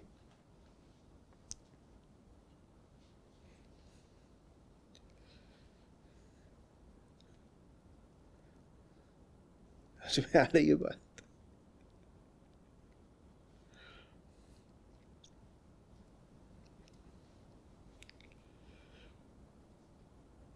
बौद्ध धर्म का सुना है ना कि कोई बात थी, जब समझ में आई थी बौद्ध धर्म को, तो वो हंसते ही गए, रुक ही नहीं रहे। लोग कह रहे पगला गया, उनकी हंसी ही नहीं छूट रही। ऐसी बात बहुत सारे अन्य ज्ञानियों के लिए भी है कि वो घूम रहे हैं दुनिया में, पूछ रहे हैं, परीक्षण कर रहे हैं, विचार कर रहे हैं, ध्यान कर रहे हैं, और फिर कुछ बात कौंधती है। वही जो बात समझ में आती है, शायद उसी को आप एनलाइटनमेंट कह देते हो आम भाषा में। ठीक है, कोई बात नहीं, कह सकते हो। लेकिन एक बात समझ में आ गई और उसके बाद वो लगा हंसने, और रुक ही नहीं रहा है, हंसता ही जा रहा है। इसी बात पे हंसा जाता है कि एक है कि एक नाटक चल रहा है और उसमें एक है जो रो रहा है, और जब देखते हो तो उसका उस नाटक में कोई रोल ही नहीं है। भाई जब तेरा रोल नहीं है तो तू रोने के लिए कहां से आ गया? तू रोने के लिए भी कहां से आ गया? तुझे तो रोने का भी रोल नहीं है। और वो रो इस बात पे रहा है कि उसका बहुत बड़ा रोल है जो उससे पूरा नहीं हो रहा। तेरा कोई रोल नहीं है, तेरा रोने का भी रोल नहीं है। तू जा, तुझे तो इतनी भी इज्जत नहीं है कि तुझे मंच पे चढ़ने का भी मौका दिया जाए। मालिक लोगों की लात पर जी रहा है तू। कौन मालिक है? शरीर, समाज, संयोग, इन तीन मालिकों की लात पे जी रहा है तू। तुझे तो वो अपने हक से, अपने अधिकार से एक शब्द, एक संवाद नहीं करने देते हैं मंच पर। हिम्मत है तो कुछ ऐसा बोलकर दिखाओ जो तुम्हारे मालिकों द्वारा स्वीकार्य है, अनुमत नहीं है। एक बात बोलकर दिखा दो ऐसी। जो भी आज तक बोला है वो इन्हीं तीन मालिकों के कहे से बोला है। एक बात ऐसी बोल के दिखाइए जो इन मालिकों ने सैंक्शन न करी हो।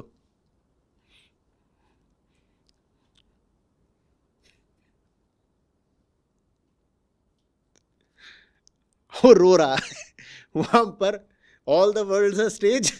शेक्सपियर आकर के अपनी डपली अपना वो बता रहे हैं all the world a stage, और एक वहां कोने में खड़ा होकर रो रहा है। बोले तू क्यों रो रहा है? बोले मुझे रोने का काम दिया गया है। पर भाई जिनको कोई काम दिया जाता है उनको तो मंच पे जगह दी जाती है, तुझे तो मंच पे जगह ही नहीं दी गई है। तू वहां कोने पे खड़ा होकर रो क्यों रहा है? नहीं पर मुझे, मैं भी तो कुछ हूं ना। मेरा भी तो कोई रोल है। तेरा रोल नहीं। यही गीता सार है।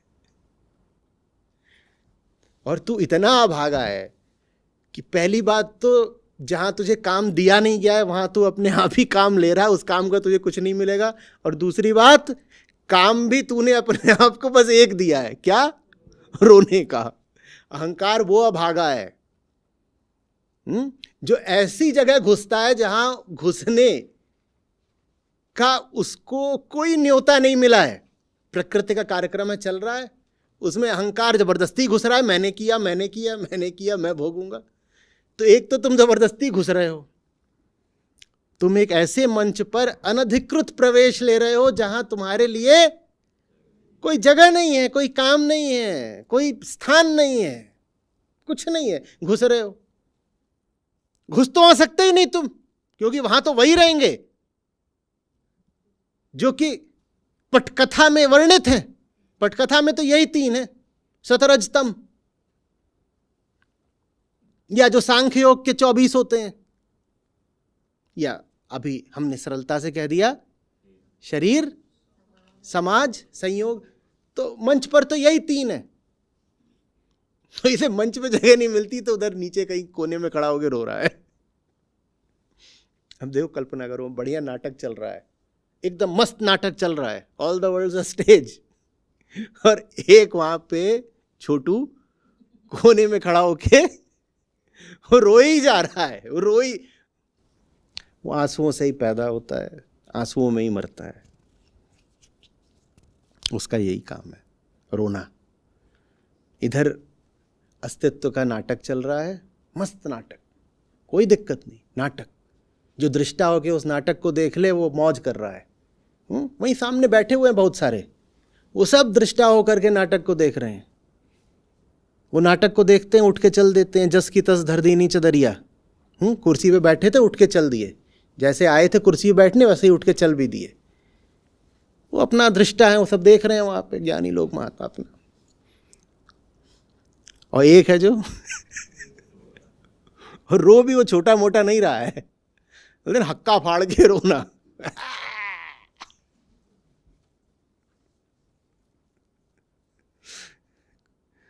फिर से उसका तर्क समझो, बोल रहा है मुझे रोने का ही काम।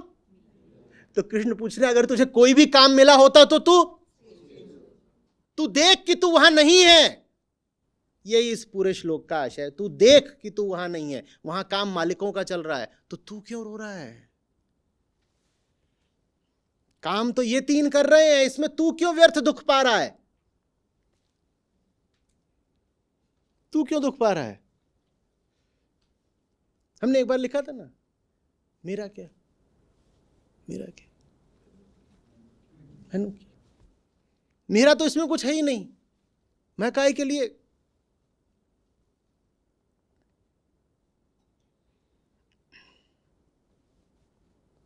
यही अंतर होता है इन तीनों में। इनमें से एक मालिक है जो बोलता है तुम देह हो। कौन सा मालिक? शरीर। जो दूसरा मालिक होता है वो बोलता है तुम फलाना नाम हो, तुम फलाना धर्म हो, तुम फलाना कुल हो, खानदान हो, जात हो। और जो तीसरा मालिक होता है वो क्या बोलता है? वो बोलता है कि ये तुम्हारी आर्थिक स्थिति है। ये संयोग की बात होती है ना, कि तुम जाति में भी अमीर घर में पैदा होगे, गरीब घर में पैदा होगे, तो संयोग की बात है। ये तुम्हारी आर्थिक स्थिति है, तुम्हारी शिक्षा है, ये 50 चीज़ें। ये तीन मालिक आपको ये बातें बोलते हैं। और फिर कहीं से कृष्ण आते हैं, वो बोलते हैं तत्त्वम असि, तुम इन तीनों में कुछ भी नहीं हो, तुम वो हो, तुम वो हो। Thou art that. इन तीनों ने तुम्हें जो भी बताया भूल जाओ, तुम इन तीनों में कुछ भी नहीं हो, तुम वो हो, तत्त्वम असि। मैं महावाक्यों को देखता हूं और मैं कहता हूं कि अहम ब्रह्मास्मि वेदांत का सबसे प्रसिद्ध महावाक्य है, लेकिन जो मुझे सबसे ज़्यादा भाता है वो तत्त्वमसि है। क्योंकि अपने आप को ब्रह्म घोषित कर देना ठीक है, बहुत अच्छी बात है, बहुत आवश्यक बात है, लेकिन देखो आरंभिक बात है। अपने आप को ब्रह्म बोल दिया, मैं ब्रह्म हूँ। बात तो तब है ना जब उसको बताओ कि तू भी वही है, तत्त्वम असि, मैं हूँ ब्रह्म। ये तो ठीक, अच्छी बात। इसमें तो धोखा भी हो जाता है।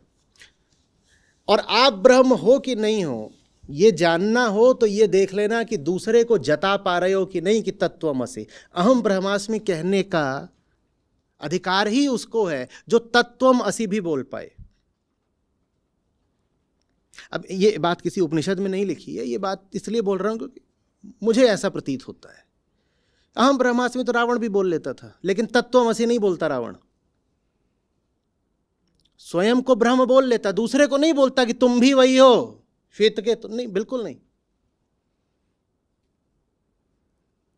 तो बात तो तब है ना जब उसको भी कह पाओ कि तुम वो हो। वो काम यहां कृष्ण कर रहे हैं। इस श्लोक में आपको नहीं, गीता में नहीं है तत्वमसि, लेकिन जो कुछ कृष्ण कर रहे हैं वो यही है, तत्वमसि अर्जुन।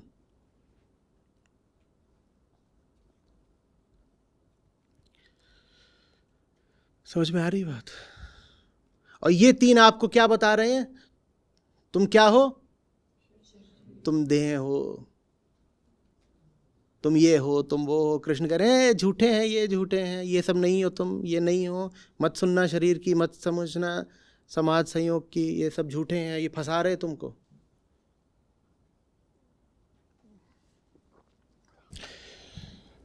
भगवद गीता कर्मयोग 27वां श्लोक।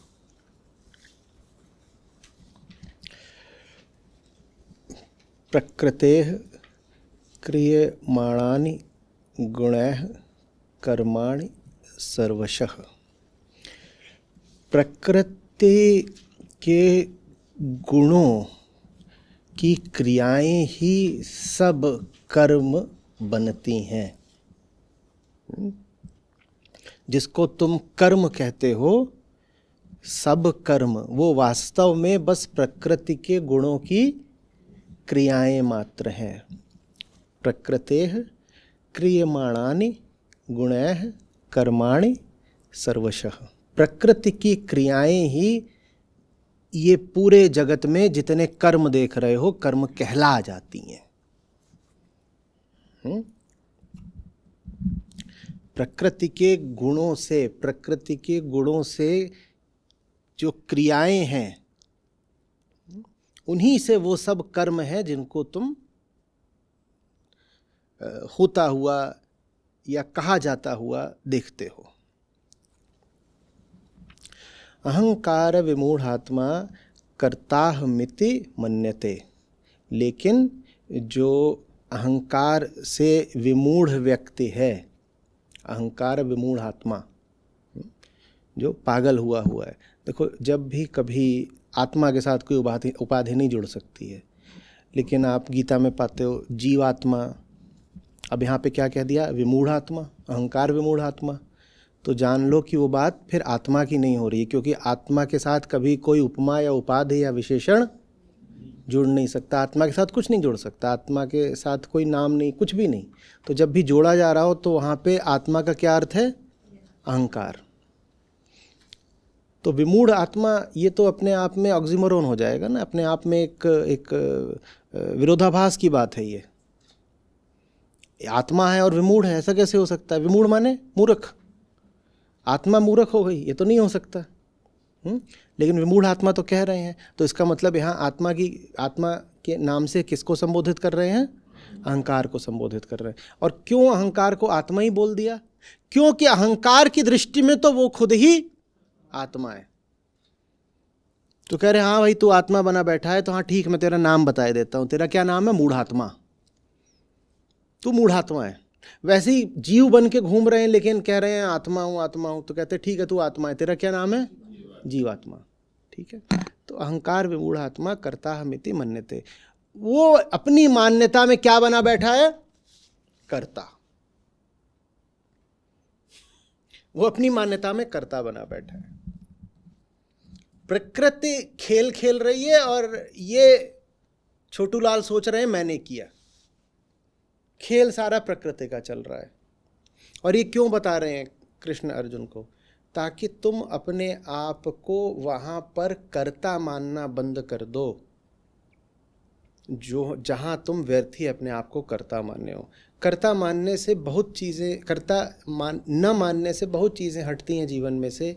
दो जो प्रमुख चीज़ें हटती हैं वो समझिएगा। पहला भोक्ता, दूसरा कर्तव्य। जो कर्ता नहीं है उसके जीवन से ये दो चीज़ें हट जाती हैं। कर्ता नहीं है तो भोक्ता नहीं रहते, और अगर कर्ता नहीं हो तो कर्तव्य या जिम्मेदारी नहीं रहती। कहने के क्या आप गैर जिम्मेदार होना सिखा रहे हैं? मैं आपको बता रहा हूं कि उन कर्तव्यों में मत उलझिए जो आपके हैं ही नहीं। शरीर आपके ऊपर कोई बंधन डालता है, अनिवार्यता डालता है, आपको कुछ आवश्यक सुझाता है, आपके लिए अनिवार्य नहीं कि उसकी बात को आप मान ही लें। शरीर कहता है तुम्हारा कर्तव्य है, किसी भी तरह कर्तव्य शरीर बता सकता है। और शरीर माने यही नहीं होता कि जैसे हम पशुओं का शरीर मानते हैं तो उनका शरीर तो उन्हें 2 ही 4 चीज़ें बताता है, खाना, सोना, यही सब। मनुष्य का शरीर ही है जो उसको 50 चीज़ें बताता है। तो उन सब बातों को मानना आवश्यक नहीं होता है। और शरीर जब हम बोले मनुष्य के प्रकरण में, तो आशय ये जो 10 इंद्रियां होती हैं इनसे नहीं लिया जाना चाहिए। मनुष्य के शरीर में जो सबसे आवश्यक इंद्रिय होती है वो 11वीं होती है। कौन सी?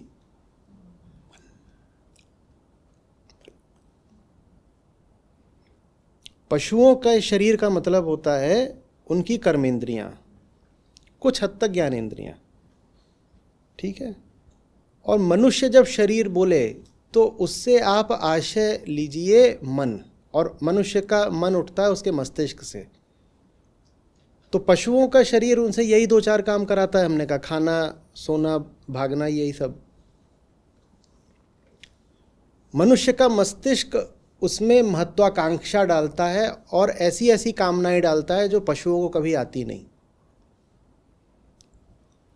कृष्ण कह रहे हैं उन आदेशों को मानना आवश्यक नहीं है। जिसको आप अपनी कामना बोलते हो वो बस शरीर का आदेश है। जिसको आप बोल रहे हो ये मेरी कामना है, वो आपकी कामना नहीं है, वो शरीर का आदेश है। और तब आसान हो जाता है समझना जब वो आदेश बोलता है कि खाना खा लो, तब आसान हो जाता है समझना, अच्छा शरीर खाना खाने को बोल रहा है, मैं खाना नहीं खाऊंगा। पर तब मुश्किल होता है समझना कि ये शरीर का आदेश है जब वो आदेश कामना का रूप लेकर आता है। कामना का रूप, वो कामना कुछ भी हो सकती है। वो कामना ये भी हो सकती है कि मुझे ज्ञानी बनना है। कामना ये भी हो सकती है जाके नई शर्ट लेनी है। आप कहेंगे अरे शर्ट, ये तो कोई बहुत शारीरिक बात नहीं लगती है क्योंकि शर्ट तो मेरे पास पहले से भी बहुत है। नहीं, वो मस्तिष्क नहीं करा है, मस्तिष्क ही है जो आप में तरह तरह की कामनाएं पैदा कर रहा है। और फिर बाहरी जगत में वो कामना के योग्य कोई विषय आप ढूंढ लेते हो तो कामना की प्रक्रिया पूरी हो जाती है। कामना की लहर उठती है पहले, और लहर अपने लिए एक समुचित विषय तलाश रही होती है। आप देखिएगा, आप कभी मॉल में जाएं शर्ट लेने के लिए, आपको शर्ट ना मिले आप पिज़्ज़ा खा के आ जाएंगे। वास्तव में आपको शर्ट चाहिए ही नहीं थी, आपको कुछ चाहिए था। उस कुछ ने एक नाम धारण करा था, नाम था शर्ट। ठीक है, शर्ट नहीं मिली तो पिज़्ज़ा सही। अब कोई संबंध है? एक चीज़ है कपास की और एक चीज़ है गेहूं की। एक चीज़ है शरीर के ऊपर डालने की, एक चीज़ है शरीर के अंदर डालने की। एक चीज़ है कि ले लेंगे तो 2 साल 4 साल चलती है, एक चीज़ है कि लिया और 15 मिनट निपट गई। कोई संबंध है? एक चीज़ है कि उसको साफ रखना है, दूसरी चीज़ है कि उस पहली चीज़ पे पड़ जाए तो आप कहोगे पहली चीज़ गंदी हो गई। कोई संबंध है? लेकिन आप देखिएगा, आप जाइए एक चीज़ लेने, वो चीज़ ना मिले, आप कोई भी और चीज़ करके चले आएंगे, पर करेंगे ज़रूर कुछ ना कुछ। क्योंकि बात ये नहीं थी कि शर्ट ही चाहिए थी, मस्तिष्क से आवेग उठा था कुछ चाहिए। कुछ चाहिए तो देखा क्या मिल सकता है। अच्छा शर्ट मिल सकती है तो शर्ट ही ले लो, कुछ और मिल सकता है कुछ और ले लो, कुछ तो ले लो,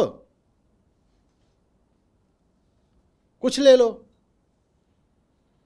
जैसे आप कहीं मेले ठेले में जाएं या कहीं घूमने चले जाइएगा, बीच पे चले जाइएगा, तो वो बेचारे बेचने वाले रहते हैं, ज़्यादातर महिलाएं रहती हैं, वो आपके पास आएंगे, वो आपको कुछ ना कुछ बेचने की कोशिश करेंगे। निर्मल हमारा बीच पे घूम रहा था, उसको बुला के बोल रही है ये ले लो, ये इससे बाल बांधा जाता है, बहुत अच्छा लगेगा। नहीं, कुछ तो ले लो, जो है वही ले लो। समझ में आ रही है बात? हम कह देते हैं मुझे चाहिए, मुझे नहीं चाहिए, मालिक का आदेश हुआ है। और मालिक माने कौन से? वो मालिक नहीं कबीर साहब जिनको बोलते हैं मालिक खालिक, वो नहीं। कौन सा मालिक? ये शरीर का आदेश हुआ है, तुम्हें कुछ नहीं चाहिए। और जब मालिक का आदेश होता है तो निर्मल भी कंघी खरीद लेता है। इस जगह पर समुचित एडिटिंग की जाए और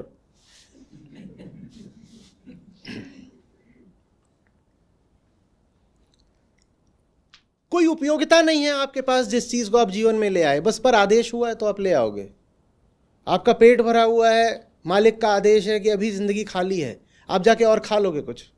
कोई उपयोगिता नहीं है, आप जीवन में कुछ ले आओगे, कोई उपयोगिता नहीं है। आप ले आओगे, ये मालिक का आदेश है। और उसमें आपको क्या मिला? कुछ भी नहीं।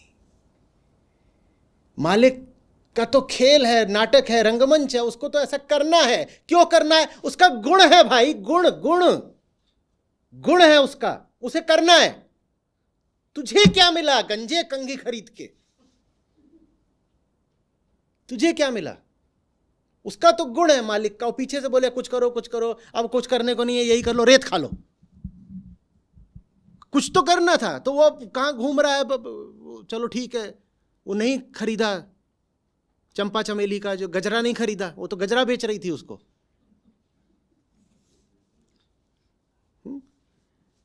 तो कुछ तो करना है, क्या करूंगा? अब अजीब बात है, सब लोग ये खरीद रहे, वो खरीद रहे, मेरे कुछ काम ही नहीं आ सकता। तो क्या करा? रेत खा ली। कुछ तो करना था ना। मालिक का नाटक आगे बढ़ गया। तुझे क्या मिला? तुझे क्या मिला? तुझे क्या मिला?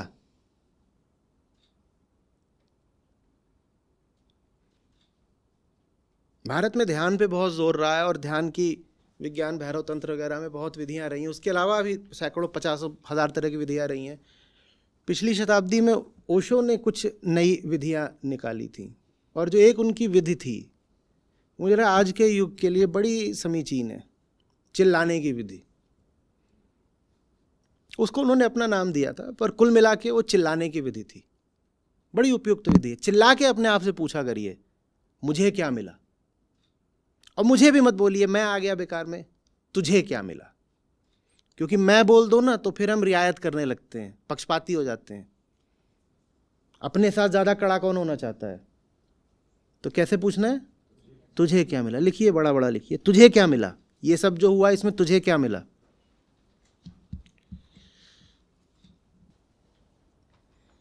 ऐसा नहीं कि ये मैं कोई नई बात बता रहा हूं।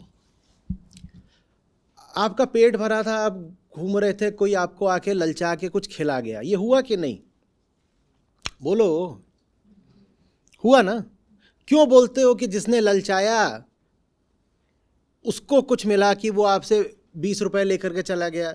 असली मालिक तो आपका शरीर बना था ना, इसके बिना तो आपको कुछ बेच नहीं पाता। और जो खा लिया वो खा करके अब तड़प रहे हो, करवटें ले रहे हो, नींद नहीं आ रही है, पूरा जल रहा है यहां मुंह से लेकर के पेट तक। हुआ है कि नहीं हुआ है? अब बताओ तुझे क्या मिला। ये सब जो हुआ इसमें तुझे क्या मिला? एक कोई था उसको 20 रुपया मिला, और इधर भीतर एक मालिक बैठा हुआ है जिसका काम है प्रपंच चलाना, उसका प्रपंच आगे बढ़ा। तुझे क्या मिला बता ना। वो क्षण है, रात के 2 बजे हैं और जल रही है अब छाती और करवटें बदल रहे हो, बताओ क्या मिला। संयोग से वो सामने आ गया था, तो पहला मालिक संयोग कि वो सामने आ गया, और दूसरा मालिक यहां शरीर कि उसने कहा हाँ ठीक है। अच्छी भली बातें जानते थे, पेट भरा हुआ है, पर वो कुछ दे रहा था तो खरीद लिया, डाल लिया अंदर, अब जल रहे हो। और सुबह उठते हो, वजन की मशीन पे नापते हो तो वजन भी पाते हो 400 ग्राम और बढ़ गया। बताओ तुम्हें क्या मिला? बताओ ना।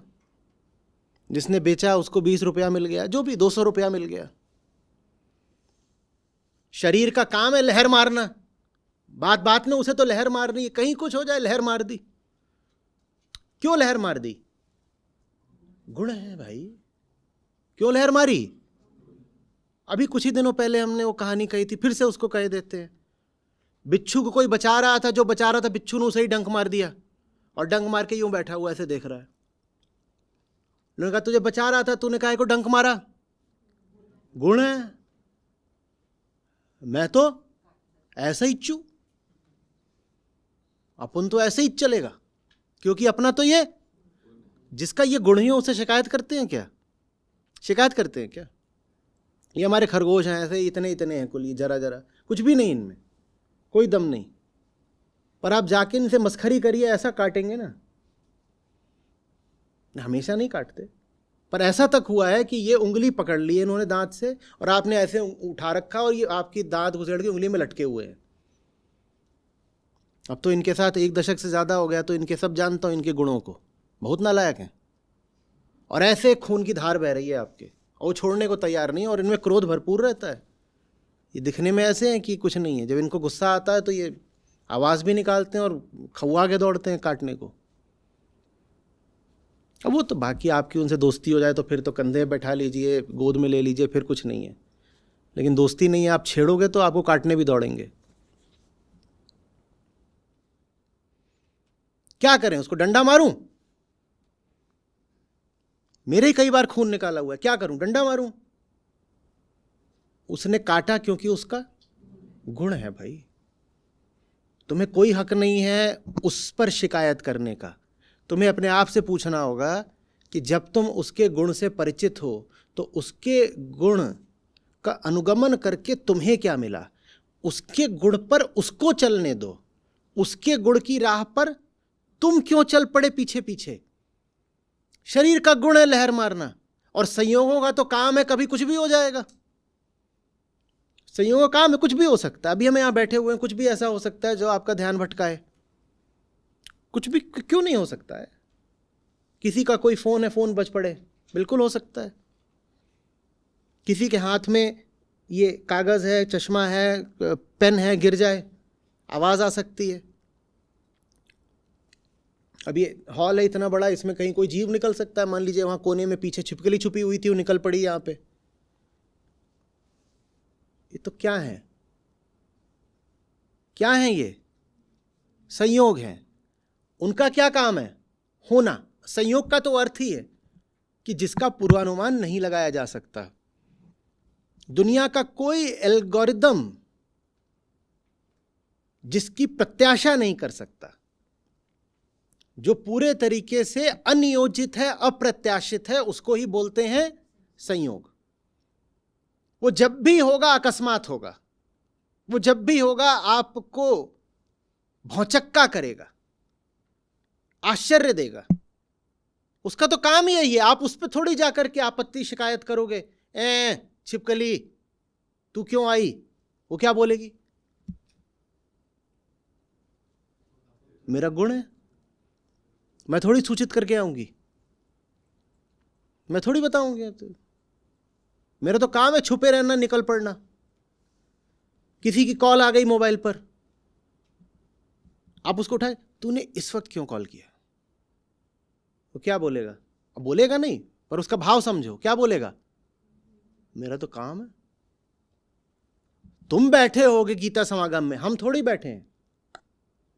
हमारी लहर उठी, हमने घुमा दिया नंबर। तुम बताओ, तुमने साइलेंट क्यों नहीं कर रखा था? हमसे बहस मत करो।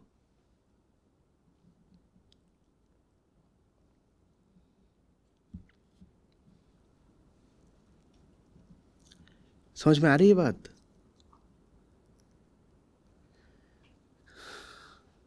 हम हैं नहीं,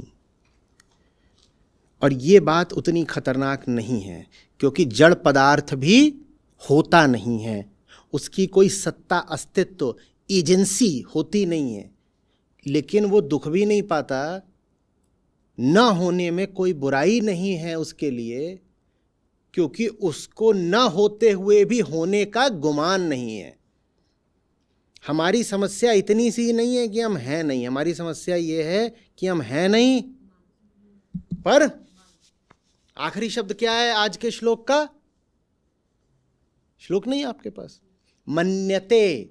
हम हैं नहीं, पर मान्यता पूरी है कि हम हैं। और यही दुख है। जहां सिर्फ मालिक ही मालिक हैं, वहां ये नौकर मान के बैठा है कि हम भी तो कुछ हैं। मालिक ही मालिक है। एक बार तुमने मालिकों के आगे सर झुका दिया, उसके बाद तुम नहीं हो, तुम अपनी सत्ता सरेंडर कर देते हो। ये घटिया तरीके का समर्पण है।